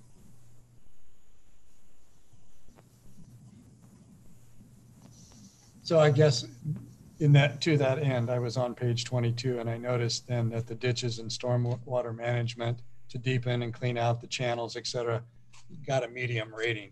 And in light of the discussions that we had about those subdivisions going in on the southeast part of town, medium rating didn't seem to be high enough, in my personal opinion, at least, if you're trying to get water out of the city and down to the Elkhorn. You have to make that a priority. And we discussed that with some of the folks that were building and property owners at the time. And they said, well, just pay me and we'll help out. It's our land, but if you're not going to pay us, we're not going to do it. So how do we get that accomplished on a higher priority basis if we don't pursue that through mechanisms like this? The priority level set in this plan does not disqualify a project from funding. The fact that it's in this plan identifies it as a priority for our community. So I think we're going to, a medium level is, hey, there's importance here. Okay, thanks. Mm-hmm. Any comments in the public? Did you bring Javier up?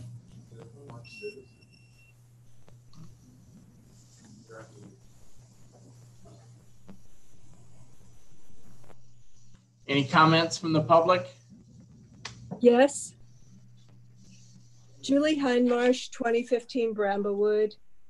Just to highlight what we have one citizen.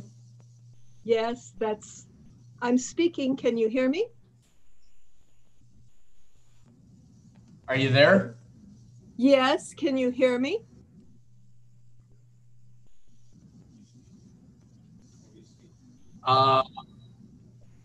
We're not hearing you.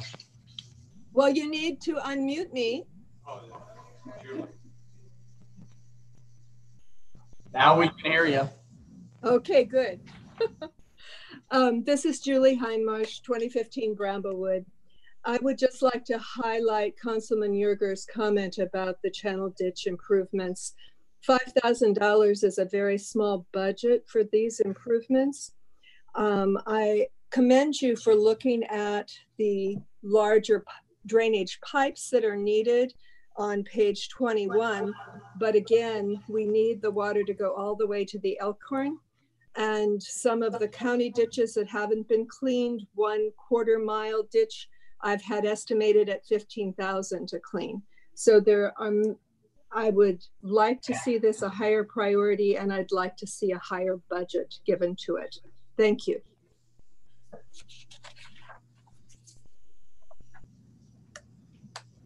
Any other public comment?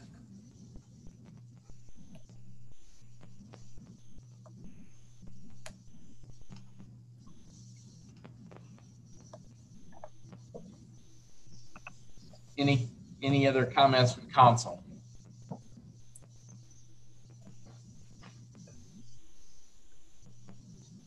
I would take a motion in regards to resolution 2020-142.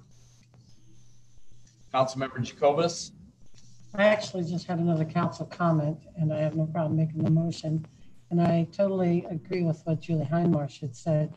Some of these budgets, some of the cleanups being so inexpensive in the real picture, this is something that regardless if it has a low or medium priority, something we could easily do. If it even alleviates just a block or just a small area of what, it would be at least a step forward. But moving forward, I would make a motion to accept it. Is there a second? Councilman Legman. I will second the motion to approve. Cast your votes.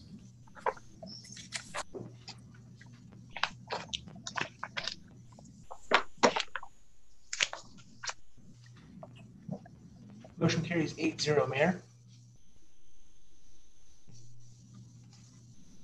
Item 20, motion authorizing the mayor to sign the memorandum of understanding with the IBEW Local 1536 regarding holiday pay for shift workers. This time we'll have staff report. Jennifer. Honorable Mayor and City Council, Jennifer McDuffie, Human Resources Director. This is a memorandum of understanding that was negotiated between administration and the IBEW people. What it does is clarify how shift workers in the bargaining unit are paid for their holidays. There was some ambiguity in the contract and some confusion, and so we negotiated this clarification to how those individuals are paid or how they are eligible for their holiday hours. I'm happy to take any questions. Any questions for staff?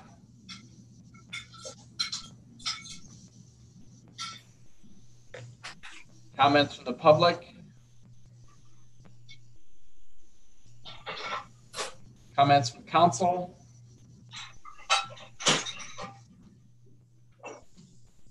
I would take a motion to authorize the mayor to sign the memorandum of understanding with the IBEW Local 1536. Councilman Legman. I make a motion to approve. Councilman Jensen. I will second the motion to authorize the mayor to sign. Cast your votes.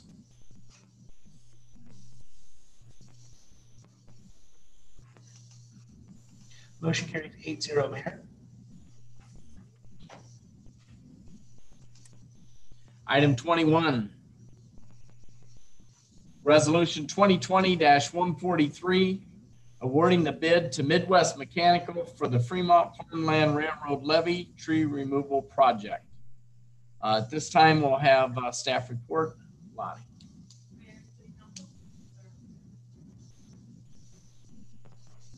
There we go. Mayor and City Council, Lottie Mitchell, Executive Assistant and Grant Coordinator. So this is the Fremont Farmland Railroad Levee Tree Removal Project that we are asking you to award the bid for the contractor tonight for the tree removal. In my staff report, I tried to give a history of where we are, history and overview of where we are with the levee. The levee was breached in several locations during the March 2019 floods, and those breaches were temporarily repaired by our departments. In researching the levee, knowing that we needed to do something to maintain it, to rehabilitate it, we needed to really get a baseline evaluation of what kind of condition the levee was in. And so we were awarded a planning grant earlier last year, and we hired JEO to do that levee evaluation.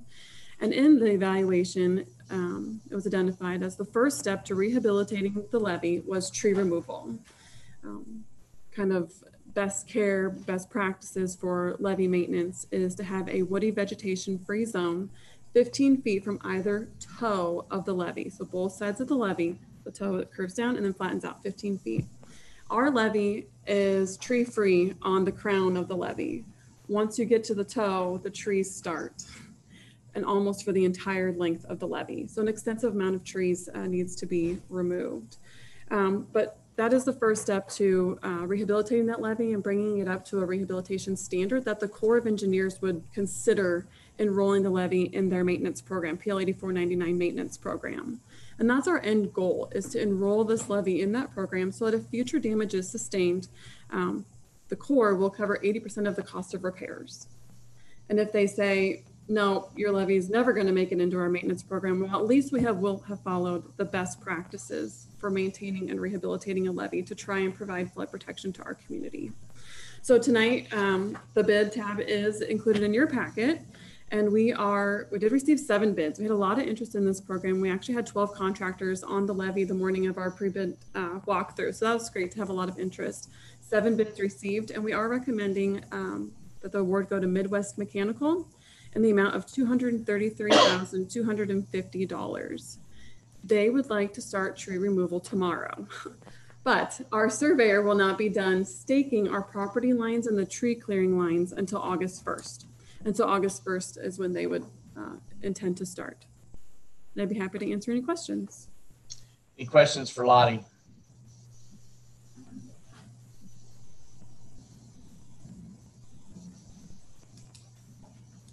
Councilmember, I really just have one.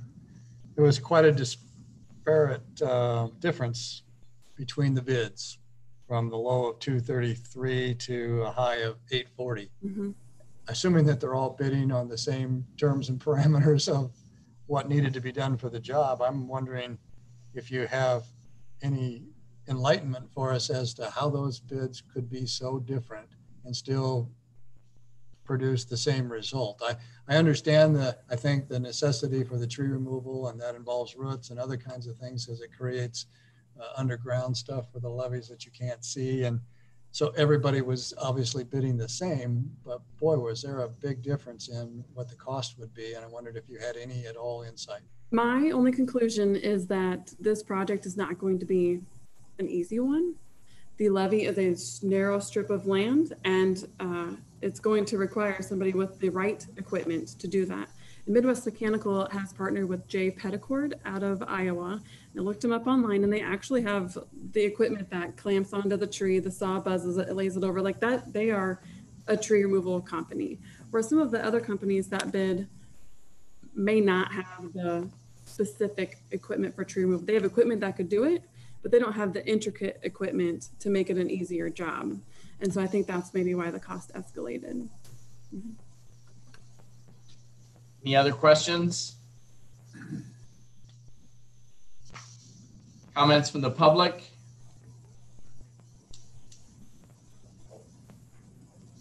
Comments from council? I would take a motion in regards to resolution. Councilman Yerger, you have a question? Okay. Take a motion in regards to resolution 2020-143. Councilman Yerger. I make a motion to approve resolution 2020-143 for the tree removal project. Councilman Coons. I make a motion to approve. So we have a motion and a second. Cast your votes.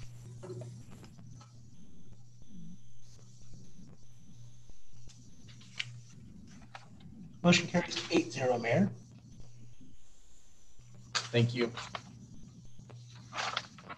Item 22. Motion to approve an interlocal agreement with Dodge County and Lower Platte North Natural Resource District to share costs for the repair to the Rod and Gun Club breach. This time we'll have staff report. Mayor and City Council, Brian Newton, City Administrator. Last meeting, if you remember, we brought grant requests to you for sharing the costs. Remember, they qualified for a grant. We found out that day, in fact, at the last meeting, that they qualified for a grant. We approved a balance. We split it between the three parties or four parties, with the Rod and Gun Club paying a small portion. At that time, I said that we were working on an interlocal agreement with Dodge County and the Lower Platte Resource District to repair the breach. What you have before you is that interlocal agreement. The Lower Platte has already approved it at their meeting this week. Dodge County, I think, approved it at their meeting last week, and so we're the last to approve it. So just because of timing. So, and I would take any questions that you would have. Any questions for staff?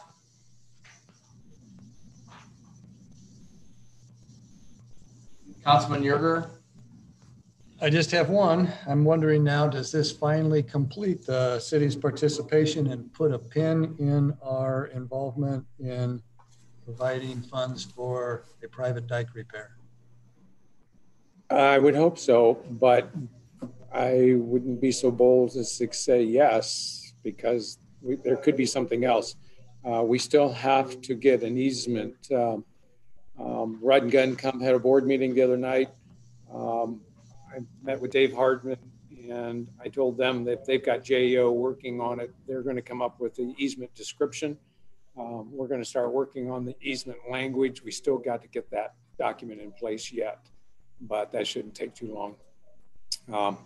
But as far as funding, it's only as good as the next flood.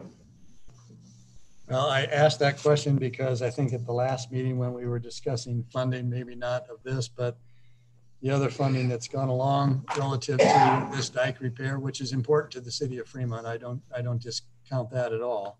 But at the same time, this is a dike that we don't own. It's on private property, and we've been participating for our own self-preservation, I understand. But there was a thought put out as to perhaps instead of perpetual funding of something that we don't own and can't manage, maybe these ought to be considered to be loans in the future rather than outright dollars from the citizens, ratepayers, and taxpayers as we negotiate to do the dike repairs.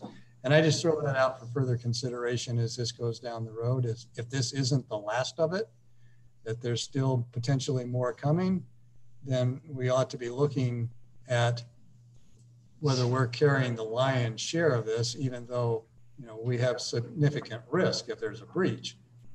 Nevertheless, we aren't the primary in the general vicinity location of this repair that's going to be wiped out if the dike fails. We'll be damaged for certain. So I understand why we're doing what we're doing. But at the same token, it seems to me that others perhaps ought to be a heavier player in some of this rather than it's always the city's ratepayers and taxpayers. I mean, at least this will fix the breach. This will put it back the way it was. So this has been a long time coming. So this does complete a project that, and it is the fulfillment of the money to complete a project that would tie the breach that was washed out that had never been repaired. But never was causing an issue as well. So about 1,250 feet will be put back into place. So, Councilmember Jacobus. Brian, you've mentioned before, and I think the mayor may have alluded to this, on project easements that will also allow for us to continue and maintain, so that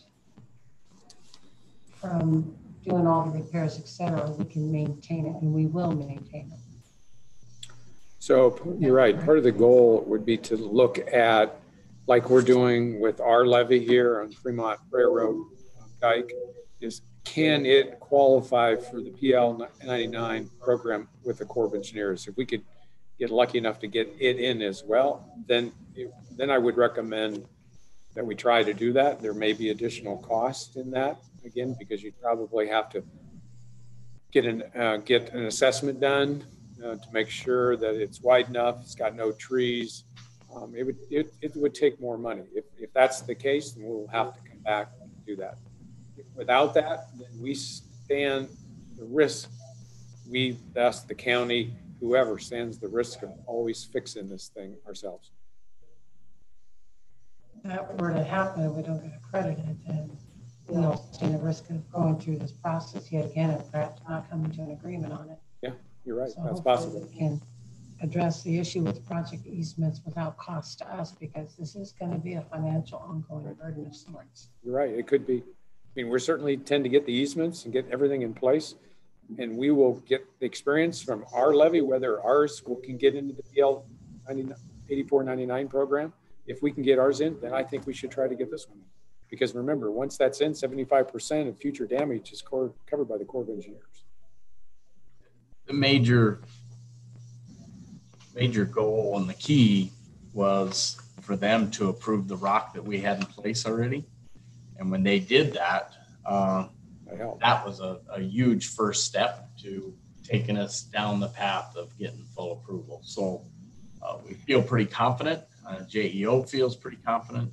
Hopefully, the final product gets us in that mode where we got an end product that definitely is one that meets the needs of the city and exceeds any issues we would have with flooding on that section of the river and the Rod and Gun Club from here on out.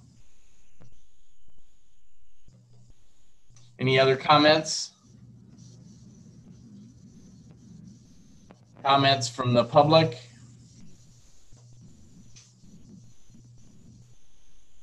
I would take a motion to approve an interlocal agreement with Dodge County and Lower Platte North Natural Resource District to share costs for the repairs to the Rod and Gun Club Bridge.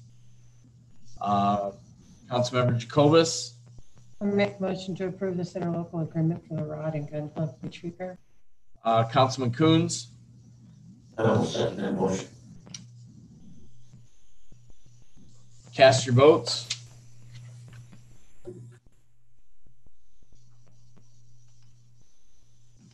Motion carries 8-0, Mayor.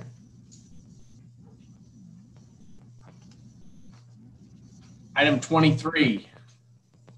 Motion to approve an interlocal agreement with Dodge County and approve payment agreements with Holstone Farms and Fremont Beef and authorize the mayor to sign these agreements. This time we'll have staff report. Good Mayor and City Council, Brian Newton, City Administrator. Again, at the last meeting, we talked about our partners, our public-private partnerships that we have funding the second $10 million. This is the interlocal agreement with Dodge County.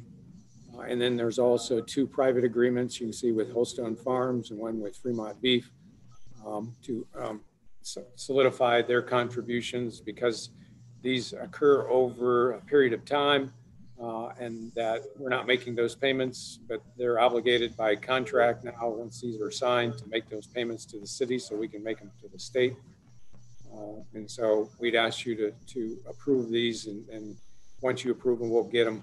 I think Holstone, I think theirs is signed, I believe. I think I put their signed version in here. I'm still waiting for Fremont Beef to get theirs signed, but Holstone has signed theirs. I believe the county approved this as well. I didn't verify that, but I think the county had it on their last agenda too. So, and with that, I'll entertain any questions.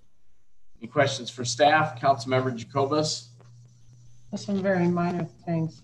I did note that I believe it's around page 256 that Holstone is used in lieu of Fremont beef. Yeah, I put the wrong version in there. I found that before I fixed it when I sent it to Les, but I put the wrong version in there, so that's been fixed. And it doesn't matter if it's Holstone Farms Incorporated versus Holstone. No. And then we just spelled Fremont on the very last page on the signatory page for the mayor to sign. Ooh.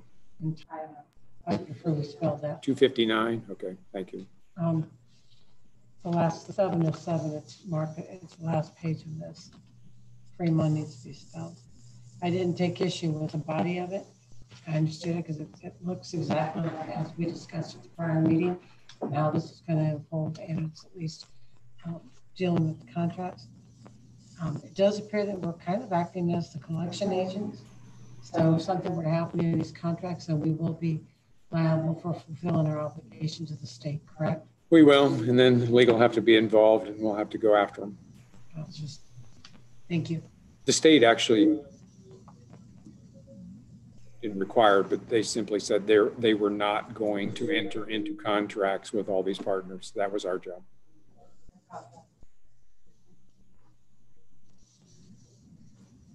And that, that was probably the cleanest for all of us to work through the details that we worked through to get here. So, any other comments? Councilman Yerger? I would point out that I think one of the things on the spelling that Councilmember Jacobus just pointed out, it's in both of those agreements on the signature page, so it isn't just the one. Oh, it's not the one, it's both. Okay. As long as you're fixing things. The question that I would ask of legal, in subparagraph 3 of these separate agreements, the withdrawal and termination paragraph, the very last sentence of that section says each party shall be liable for its share of all costs specified herein until the effective date of termination. So if there was a request to withdraw or terminate, and my hypothetical is this, let's just assume that that occurred in the first year. Does this sentence then give, as was just asked, the terminating party a freebie and all other amounts due because fall to the city, rather than you can terminate the agreement, but you got to pay?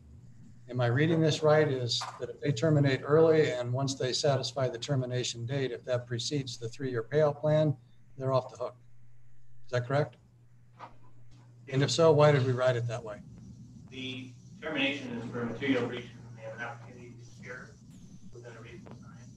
And if it's not cured, then the amount. You may want to go up the mic, I'm sorry, because nobody can hear you. Make sure you turn that, unmute that too. Video is already on. Travis Jacob, City Attorney. That the beginning of the paragraph talks about the procedure for when it's terminated. And then the last saying each party is liable up until the point of termination just for the costs up until that time. That doesn't preclude us or foreclose us from going after them for the extra costs after that termination date. No, we would have to seek recovery of those. Otherwise, we'll have to pay the state anyway while we're seeking recovery. Yes. Okay. And then my other question was with regards to the amounts that Costco is presenting or whatever. We're also the banker for them, and we transfer those funds to the state as well, even though they're paying their funds through TIF enlargement. Yep. They're still giving the money to the city, and the city is forwarding to the state. Correct. And other than for the TIF approval, there's no separate documentation associated with their commitment to pay the $7 million plus or whatever. Nope. And one's not necessary. No, because they're going to pay up front. They're going to, unless they don't. That's my concern. Yeah, I don't. Jody's probably on. I don't know. They were. I text. I think the county pays the city, so we have the money before it goes to the. No. That's on the TIF collection on taxes. This is up front. Oh, okay. This is up front. So Jody's on, and she can maybe answer that because I remind them they need to be writing the check to us here any day. So. And so we didn't have an agreement separate with them to do like what we're doing with Holstone and Fremont Beef. And I just was wondering why, since we're the collection agent, if they shouldn't pay, and I have no reason to believe they wouldn't, but if they don't for whatever reason, we'd have to pursue them as well. And it's a significantly sizable fund. Yeah. And that might have to be tackled through the redevelopment. It's in the redevelopment agreement. So we'd have contractual through the redevelopment agreement.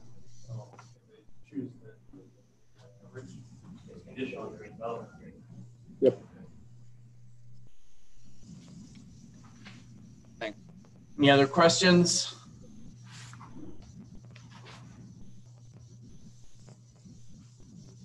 Comments from the public? Comments from council? Councilman Yerger? One last question. I should have asked it before, but just as I asked on the last item that we were discussing, does this lock down our commitment in totality with regards to this project and any and all overruns for the future? We thought this was locked down when we put up 20 million. And then here comes this. And my question is this a lockdown? Or, well, it's good for right now, but this should be a lockdown. There are no other bids. I mean, they've already. I'm just concerned that the project grows from 40 to 60, and before they actually get started or completed, it grows from 60 to something else. No, they've awarded the bid to Graham Construction to do it. So are they allowed to come back with overrun requests? They could, but again, ours is capped. So well, ours was capped before at 20 million. Well, it was capped, but they came back and said, would you help us? Yeah, therein my concern. Any other questions? I would take a motion to approve the interlocal agreement with Dodge County and approve payment agreements with Holstone Farms and Fremont Beef. Councilmember Jacobus. I would make a motion to approve this agreement with the notations for the amendments to me, albeit minor. Councilmember Jensen. I'll second the motion. Cast your votes.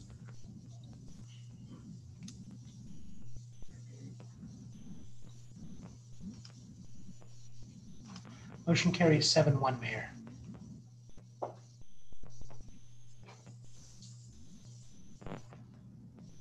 Item 24, Resolution 2020-144, awarding the contract to Gray Bar Electric Company for purchase of substation transformers.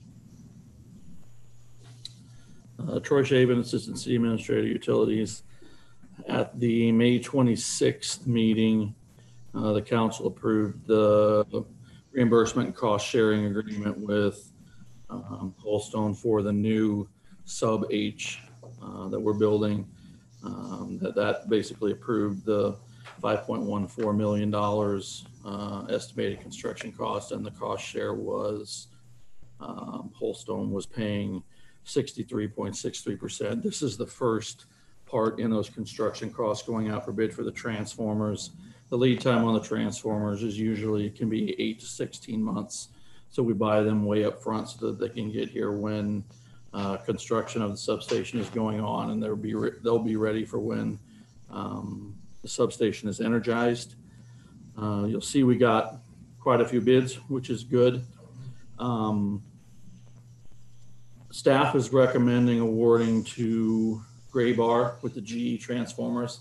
They were actually, when you analyze on, we got a lump sum bid, and then we analyzed for with losses, adjusted for losses, which is basically the efficiency of the transformer. Transformers have different efficiencies, and you have to take that into account on how much electricity it's capable of producing.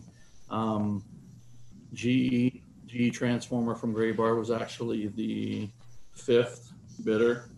I'll go through why each of the first 4 were thrown out. 2, 3, and 4 all took exceptions to the bid packet. Virginia Transformer was second below. They took exceptions to the sales tax, the terms and conditions, the required insurance, technical specs, specifically with respect to the construction of the minor CTs. Pennsylvania Transformer was number 3. They took exception to the sales tax, the terms and conditions, the payment terms, technical specs, specifically the oil preservation system, layered windings, and our testing procedures. Howard Industries was number 4. They took exception to sales tax, terms and conditions, payment terms, technical specs, specifically the winding material that was called out. Gray Bar was 5th. They were one of 2. The number 1 bidder, Prayer, they also took no exceptions, except Prayer has no transformers in North America right now that meet these specifications. They specialize in much larger transformers, and they're primarily out of South America. They're trying to get into the North American market right now. They do not have a local rep. The transformers would be manufactured in Argentina, the marketing rep, and they're sold out of Uruguay. HDR had legitimate concerns that our operation manuals wouldn't even be in English. So they were thrown out because I don't think we want to be their guinea pig on their first attempt to get into the North American market. So Gray Bar was selected. They're the GE transformer. I said this at the Utility and Infrastructure Board. I'll say it again. It's kind of a joke, but it's not. I don't want to say they're the Cadillac of transformers. They're more like the Honda Civic of transformers. They're really good quality. If you say Cadillac, it means they're expensive. Most of our transformers, a lot of our transformers that we have are GE. We don't really have any problems with it. A lot of our controls that we have, a lot of our equipment is GE. It's just very high quality equipment. So we're very comfortable with that. Even going with the 5th bidder instead of the 1st, the estimate that we had, which was included in the construction agreement that was approved by the council, the total bid in from Gray Bar or GE is still $70,000 less than we had estimated. So it's not increasing costs over what we had estimated. I can try to answer any questions. Any questions for Troy? Any comments from the public? Comments from council? I do. Hello?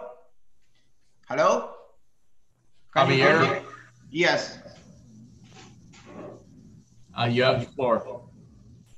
Yeah, thank you very much for the time, and thank you for the staff for the time that took in reviewing our proposal. I'm the director of Pralar and Tubo Transelectric, the company that Troy was mentioning as the first one in the bidding process. We are glad to know that a new substation will be constructed to serve additional electric demand to Goldstone facilities, which we know it is very important for the community in Fremont. We participate in this hearing to respectfully ask that the Honorable City Council consider our proposal as the most convenient proposal for the city, which will allow the city to save $104,381 and Goldstone the amount of $182,616. Let me have some time to introduce our company, which was briefly introduced by Troy. Tubo Transelectric and Pralar are related companies owned by my family. Both companies are run by well-educated professionals. Most of them have studied abroad, such as my father, my uncle, my sister, and I, who have studied at Harvard University in the United States. But the most important thing here is the company, which has more than 62 years of existence. It is located, as was saying, in Argentina and has provided almost 1,000 power transformers up to 300 MVA in 230 kV voltage. 200 out of 1,000 power transformers, 200 were exported. I have to say that this company was supplied Tubo Transelectric. Let me differentiate Tubo Transelectric as Pralar. Pralar provides marketing, logistics, procurement, and trading services for Tubo Transelectric. The manufacturer company is Tubo Transelectric. And Tubo Transelectric has provided 5 power transformers in the United States. 4 of them were provided to Southwestern Power Administration, SWAPA, You may know them. 270 MVA and 200 MVA. Such provisions were awarded through international public bids in which world-class manufacturers participating. Such contracts including design, calculation, manufacture, testing, transportation, assembly, and startup. Such machines are currently operating satisfactorily. To let you know, the Southwestern Power Administration in the US managed 24 hydroelectric plants and is operated by the US Army Corps of Engineers. We also deliver a 60 MVA to Western Area Power Administration, which operates 57 hydropower plants in the United States. Such machine was installed in the city of Sterling, Colorado. What we really surprised is that we also provided some references, contact references, and we have called them and they never called them to see if such provisions were real. So we also comply with every point of the terms and conditions. We never put any exceptions. We provide, instead of in 2-year warranty, we provide 3 years guarantee.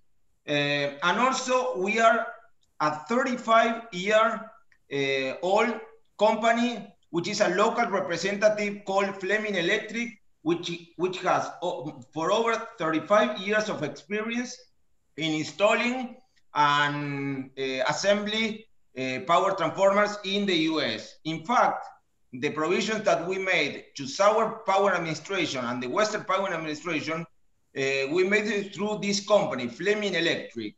So I also wonder if you can check this.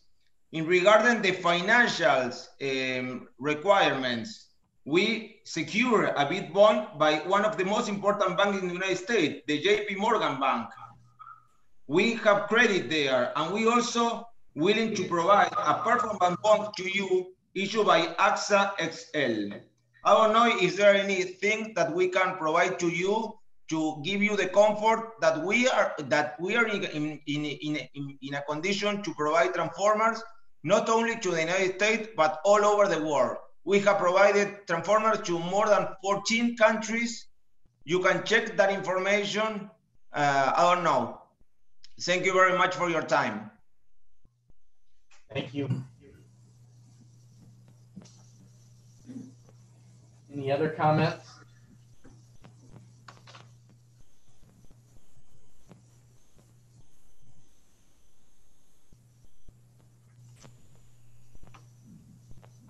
Any other comments from the public?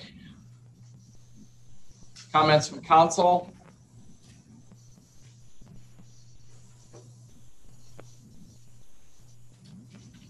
I would take a motion in regards to resolution 2020-144 awarding the contract to Gray Bar Electric Company for purchases of substation transformers.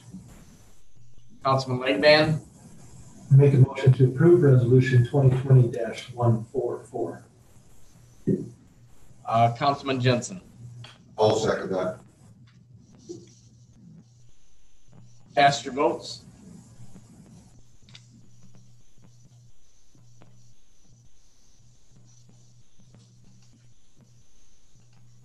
Motion carries 7-1, Mayor. Oh.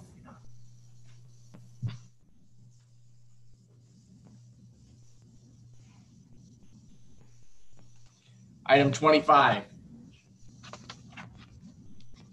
Ordinance 5537, authorizing the issuance of general obligation auditorium bond series 2020 not to exceed 2 million. This would be for the first reading. There is a request to suspend second and third readings and take to final reading. This time we'll have staff report. Good evening, Mr. Mayor and members of council. Jody? All right. We can hear you, Jody. Okay, good, good, sorry. Thank you for the opportunity to attend a meeting via Zoom, first of all. This particular bond issue, the citizens had passed a $2 million bond issue for renovating the city auditorium.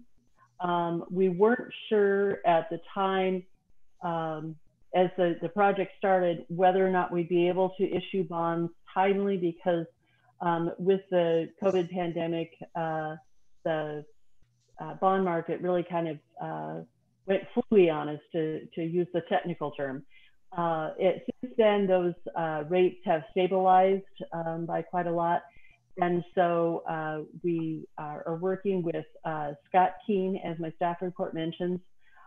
His expertise and that of Bruce Leffler, who's also with Piper Sandler, were the reason why we signed the agreement with Emeritus Investment Corp. They've changed their employment arrangements. And so Scott's been working with us to get this issue off the ground. And I should mention in this particular instance, that Piper Sandler would be serving as our underwriter because for their, while $2 million is a lot to us at the city, the bond market, $2 million is considered a small issue. We've provided just the ordinance on this one.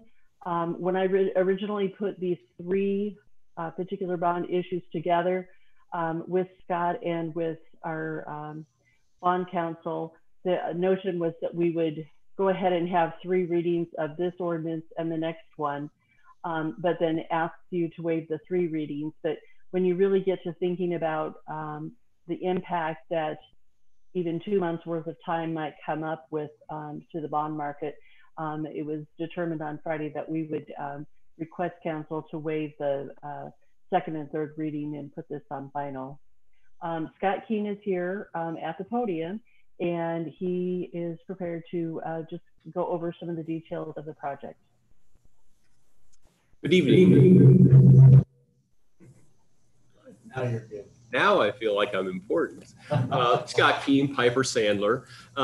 Thank you, Jody, for the introduction to this financing. As she mentioned, we're looking at, in this ordinance, to bring these general obligations bonds to market on a negotiated basis with an amortization of probably 10 years, which would, in a very conservative estimate of interest rates right now, would result in an average interest rate of below 2%. And annual payments of approximately $220,000 per year. So it'd be a pretty fast amortization. This ordinance, though, allows for the issuance of the bonds with a maturity of up to 15 years, but we don't think that that's going to be necessary. Jody and I will continue to analyze it. She feels comfortable that within the city's current levy, you'll be able to handle these payments. The ordinance has some parameters in it that allow for a true interest cost not any greater than 3% and a maximum underwriter's discount of 1% of the par amount of the bonds.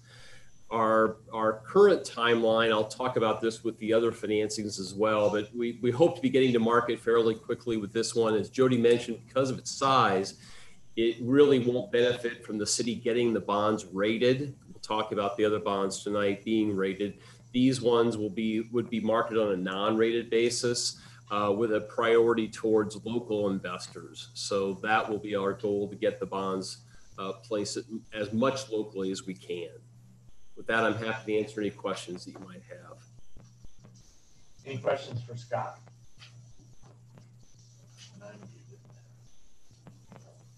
Any questions for Mr. King?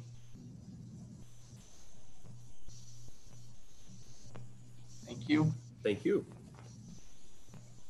Any comments from the public? Comments from council?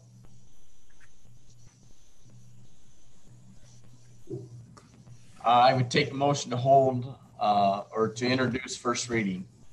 Councilman Jensen, I'll make a motion to introduce the first reading of ordinance 5537. Councilman Legman, I will second that. cast your votes.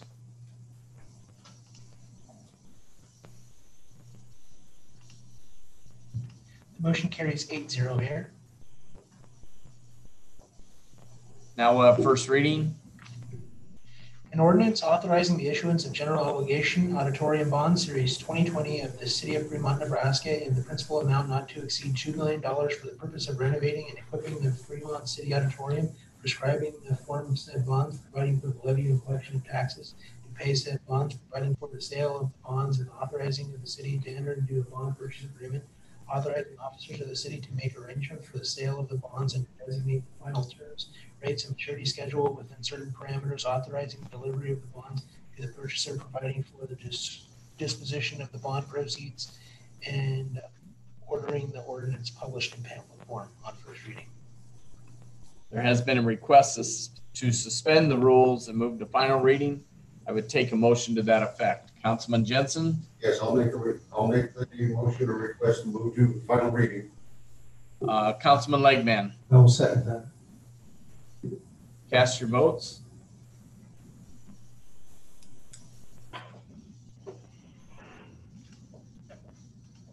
Motion carries 8-0, Mayor. We'll now have final reading.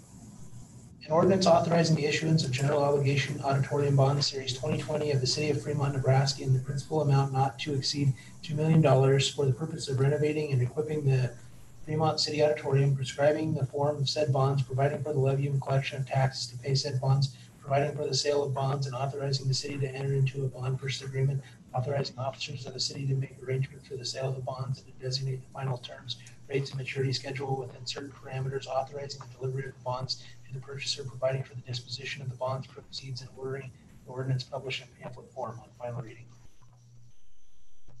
Cast your votes.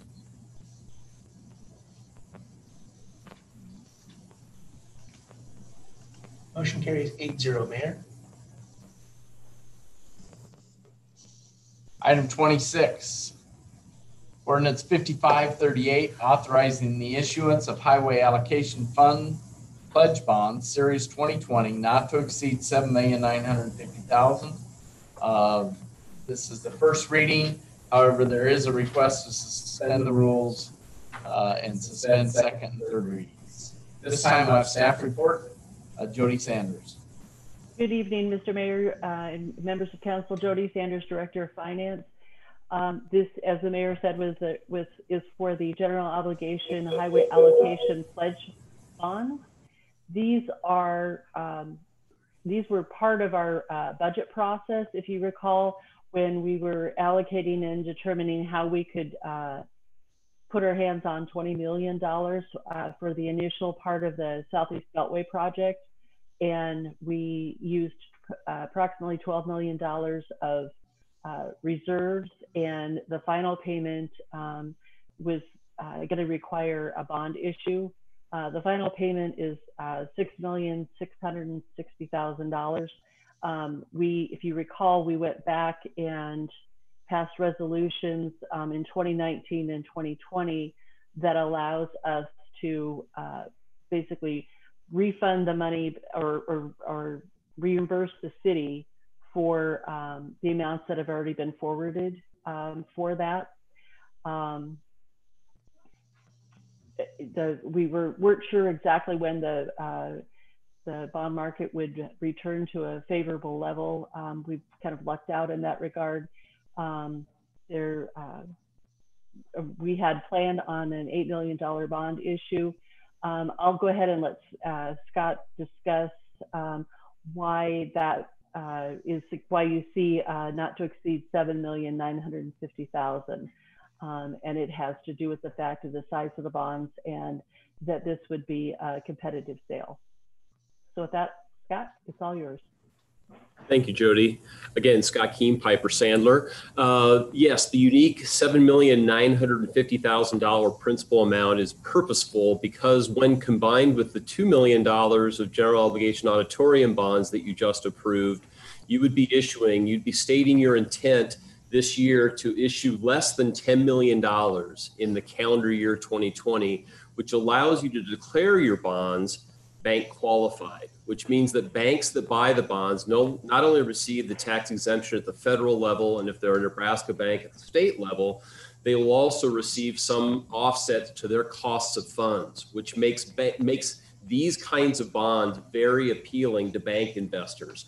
And fortunately, Nebraska, even with the Tax Act and the reduction in tax rates, Nebraska banks are very strong supporters of the municipal bond market and are very active in buying bonds. So by having this broader market for your bonds, it lowers your borrowing rate. So it's very advantageous for you to be taking advantage of this essentially a small issuer exemption under the bank qualification rules. So that's the reason that we're sizing this issue at $7 million, not to exceed $7,950,000. As Jody said, this is a highway allocation issue, which means that the primary source of repayment comes from the gas tax monies that the city receives from the state of Nebraska, which greatly exceed the debt service payments on these bonds. But in addition, under state statute, these bonds are allowed to be backstopped by the property taxing authority of the city. So if the gas tax revenues were to ever fall, the property taxing authority would kick in and the bond payments would be made from the property taxing authority. We don't expect that to happen. Expect the gas tax revenues to continue to be stable and continue to easily cover the debt service on these bonds. The parameters, in addition to the $7,950,000 maximum principal amount, the final maturity cannot be any later than December of 2030. The true interest cost, again, cannot exceed 3%, and the underwriter's discount will not exceed 1%. It is our intent to actually have these bonds go to market with a final maturity of 5 years because that lowers the borrowing rate fairly significantly. A very conservative estimate of the interest rate would be less than 1.6% right now, with annual debt service payments of about $1,650,000. So again, Jody and I will continue to analyze that, but that's her intent right now, again, to be able to save the city a significant amount of interest expense by paying the bonds off over 5 years rather than over 10 years. This bond issue at just south of $8 million, as Jody mentioned, will be sold through a competitive sale. So there'll be an open electronic auction for the bonds, and that will necessitate a rating from Standard & Poor's or one of the other rating agencies, but likely Standard & Poor's. So we will start the work on that process as soon as the council gives us the approval. And with that, I'm happy to answer any questions you might have. Any questions for Mr. King?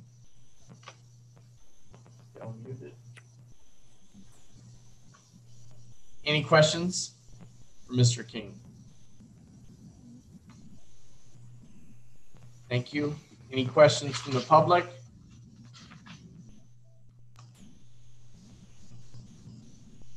Councilman Yerger?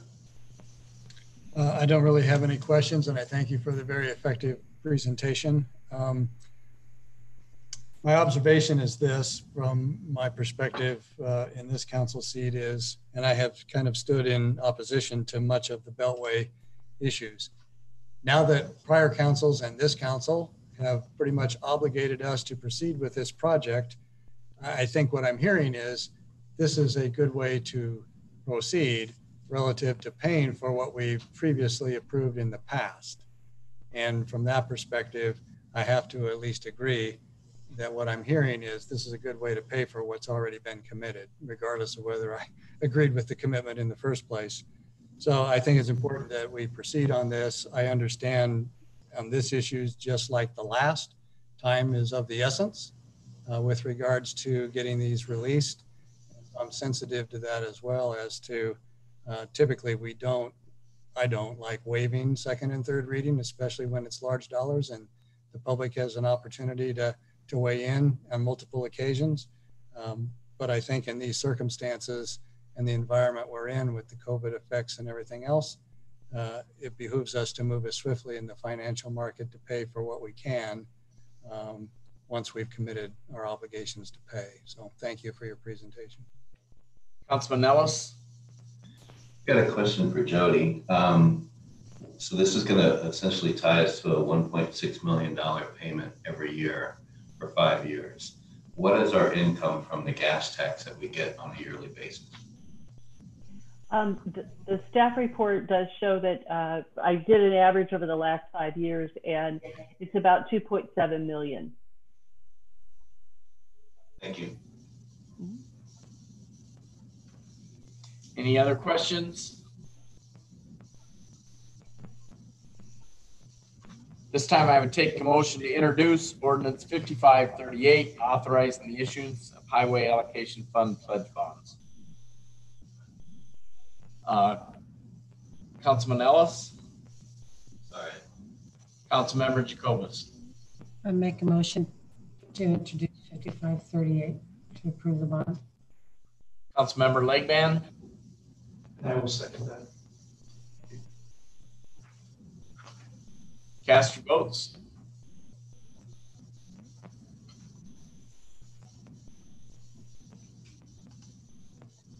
Motion carries 8-0, Mayor.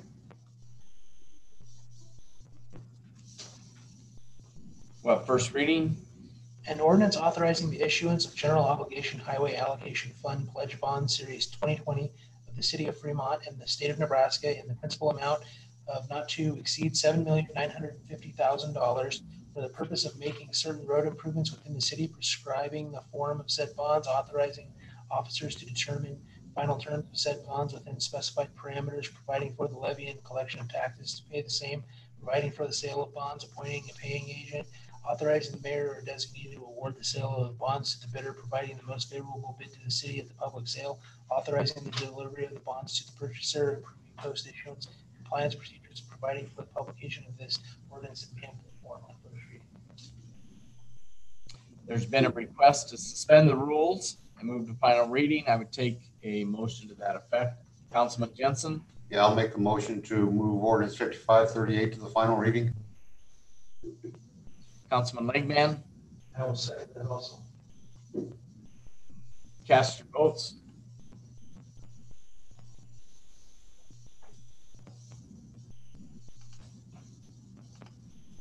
Motion carries 8-0, Mayor. Well, final reading. An ordinance authorizing the issuance of general obligation highway allocation fund pledge bonds series 2020 of the city of Fremont in the state of Nebraska in the principal amount of not to exceed $7,950,000 for the purpose of making certain road improvements within the city, prescribing the form of said bonds, authorizing officers to determine final terms of said bonds within specified parameters, providing for the levy and collection of taxes to pay the same, providing for the sale of bonds, appointing a paying agent, authorizing the mayor or designee to award sale of said bonds to the bidder, providing the most favorable bid to the city at the public sale, authorizing the delivery of the bonds to the purchaser, approving post-issuance compliance procedures, and providing for publication of this ordinance in pamphlet form on final reading. Ready? Yep. Cast your votes.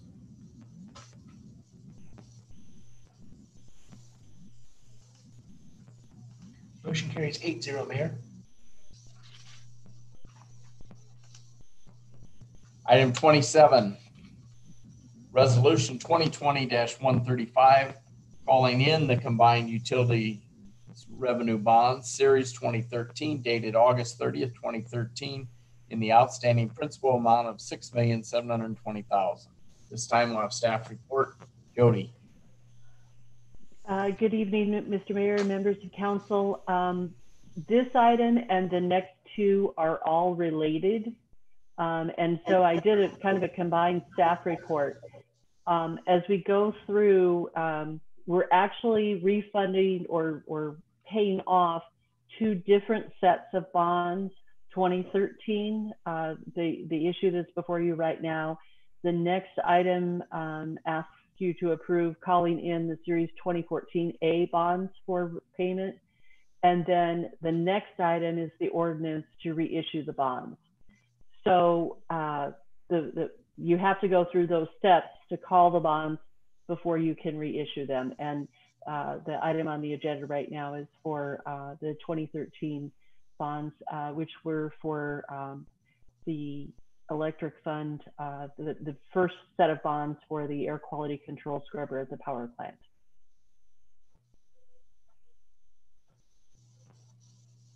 And I think it's a question.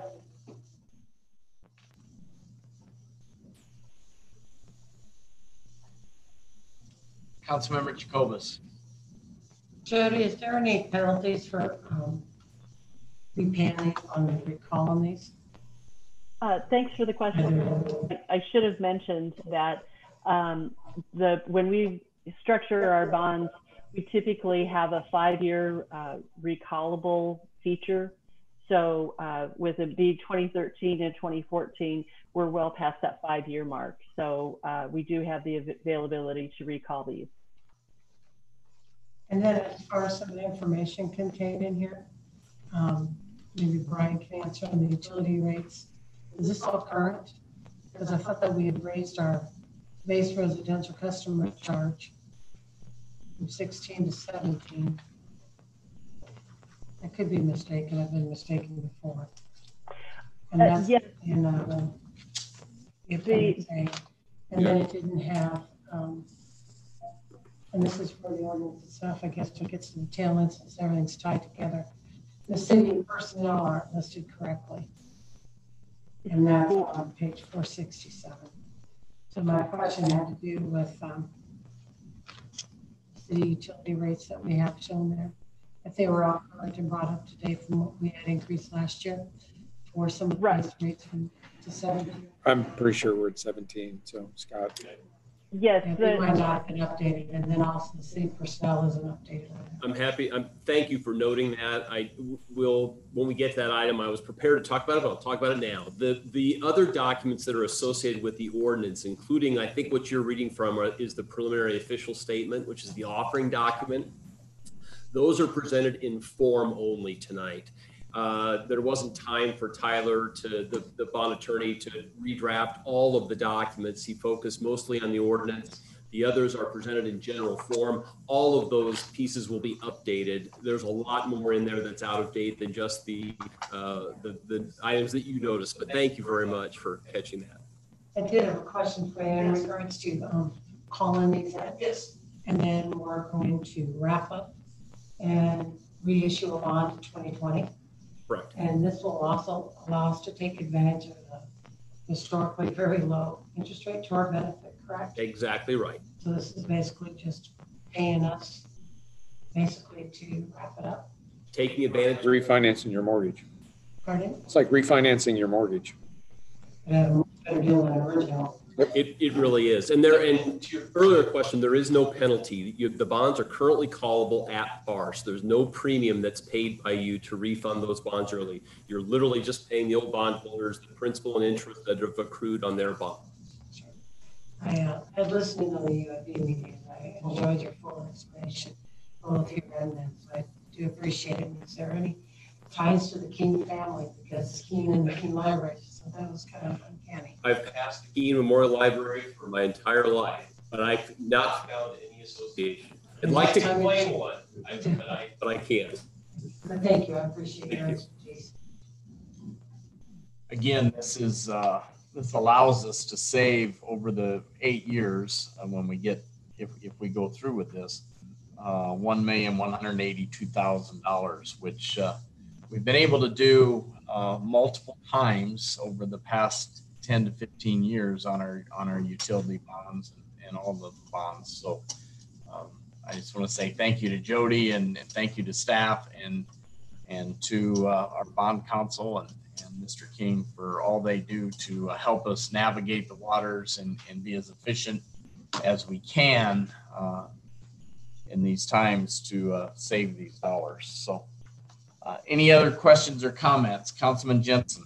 Yeah, I think pretty much the comment I was going to make has been made already. Just for clarification for the lay people, this is basically the same thing as refinancing your house, you take advantage of a better rate.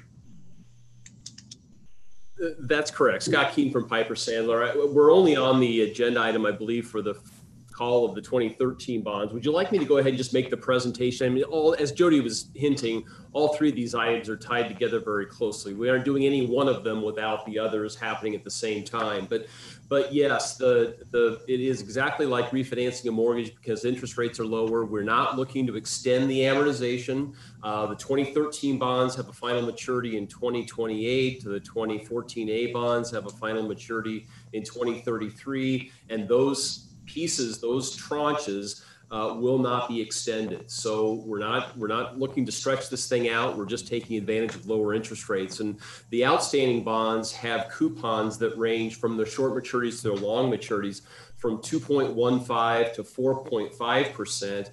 And in a conservative estimate of today's market, we'd be replacing them with bonds that are in a range of 0.5% to just over 2% for an average rate of something around 1.6. So a huge drop in the interest rates, and that's really where those savings are coming from. Any other questions? Comments from the public?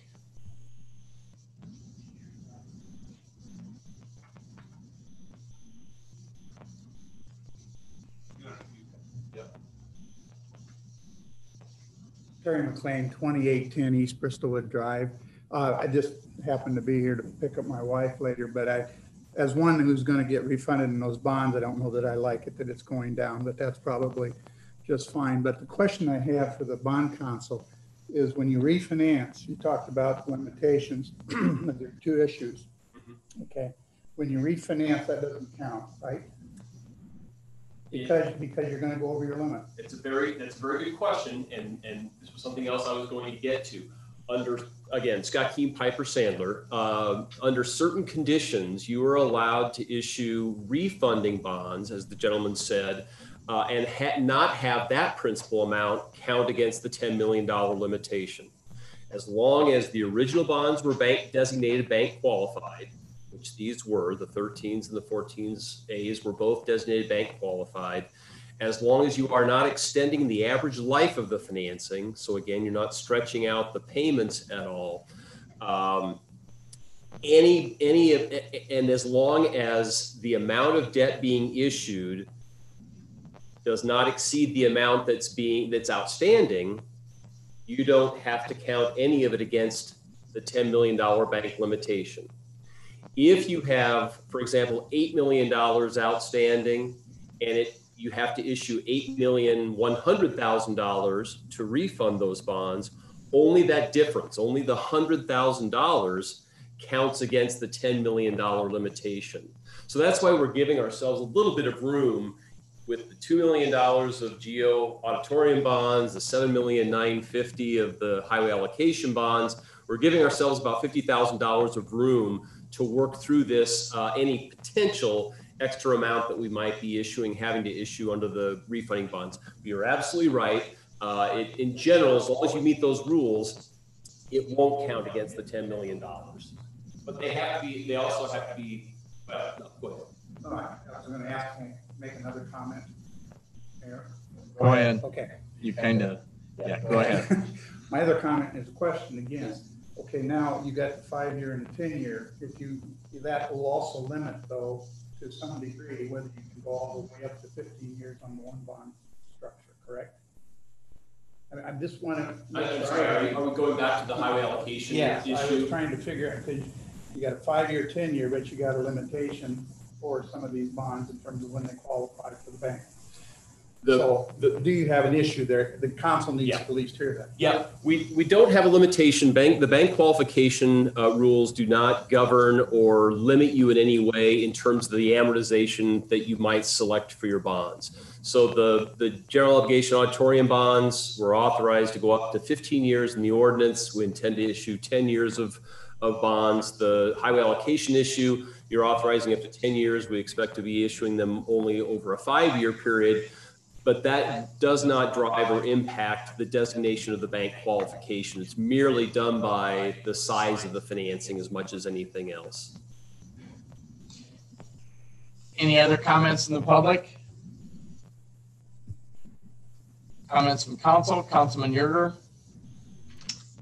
I think I'd just like to make a motion to approve resolution 2021-35 unless other council has comment. Councilman Legman?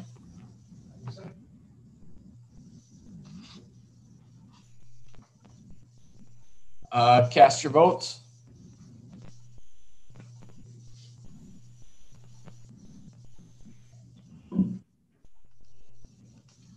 The motion carries 8-0, Mayor. Item 28, Resolution 2020-136, calling the Combined Utility Reserve Utilities Revenue Bond Series 2014A, dated June 3rd, 2014, in the outstanding principal amount of $1,455,000. Jody. Yes, Jody Sanders, Director of Finance. The 2014 bonds, part of this bond refunding, these were issued for the water fund for some system improvements. I believe this one might have been issued initially in 2008 and then refunded in 14 already. So, you know, there's just a remaining balance that's there and available for us. I think we've talked about a lot of the issues related to this, so I'll just take any questions. Any questions for staff? Comments from the public? Comments from council? I would take a motion in regards to resolution 2020-136. Councilman Yerger? Make a motion to approve resolution 2020-136. Councilman Jensen? I will second that. Cast your votes.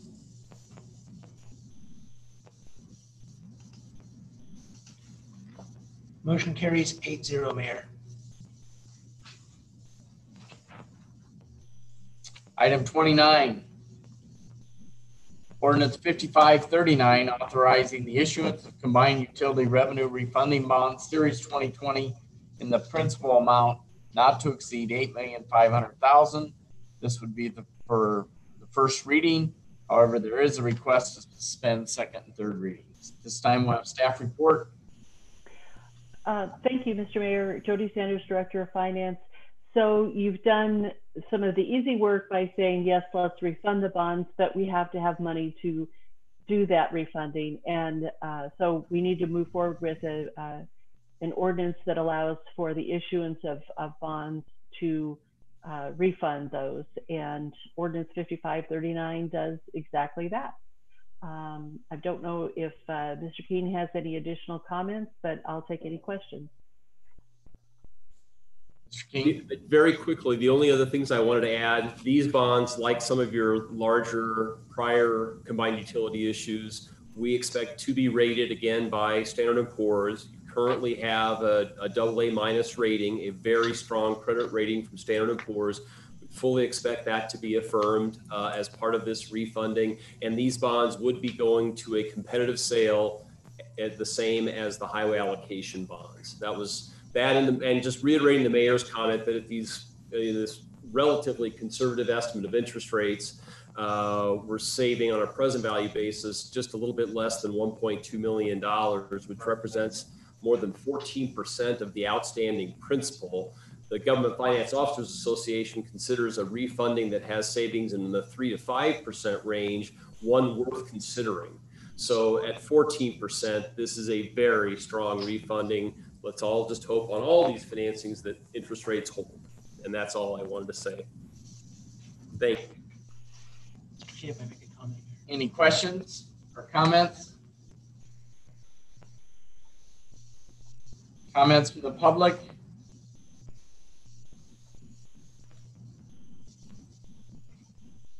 Comments from council? Councilman Yerger? I would just ask one before I would make a motion to approve this. There's an acknowledgement form in here. Do we all need to sign off on this before the meeting's over or right after the meeting? Yeah, I was going to ask that each one of the council members stop. I'm probably going to have 3 of these over on that table over there. If each one of you could stop and sign, I would appreciate it. Okay. So having said that, I would make a motion to approve ordinance 5539. Is there a second? Councilman Jacobus, Councilmember Jacobus. I'll second the motion. Cast your votes.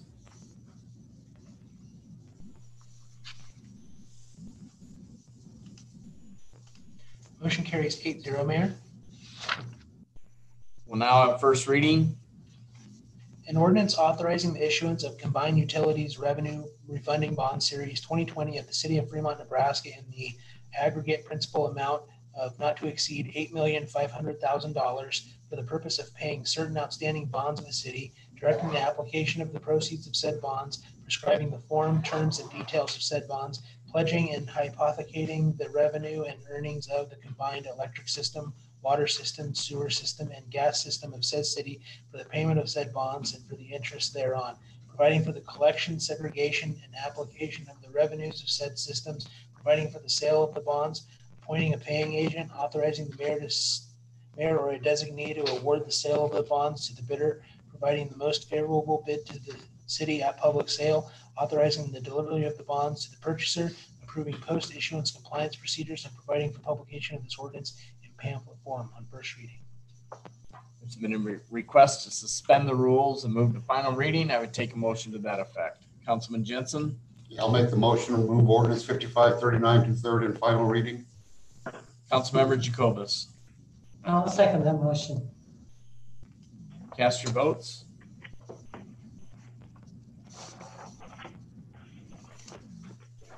Motion carries 8-0, Mayor. We'll have third and final reading.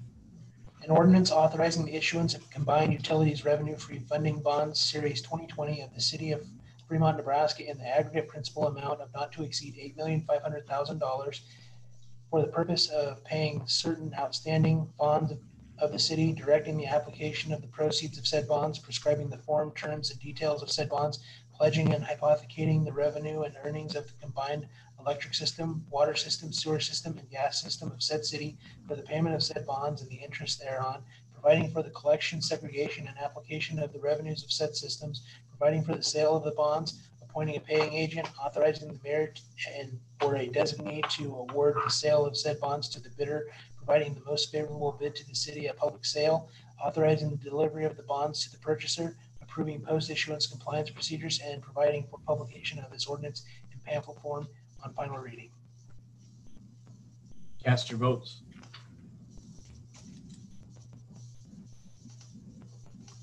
Motion carries 8-0. Item 30, I would take a motion to adjourn. Councilmember Jacobus. I make that motion to adjourn. Councilmember Legban. I second that. Cast your votes.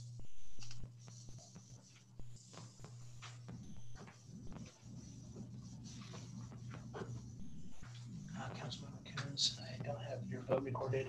Could you, Councilmember Coons, I don't think I have your vote. Thank you. Motion carries 8-0, Mayor. Meeting adjourned. As well.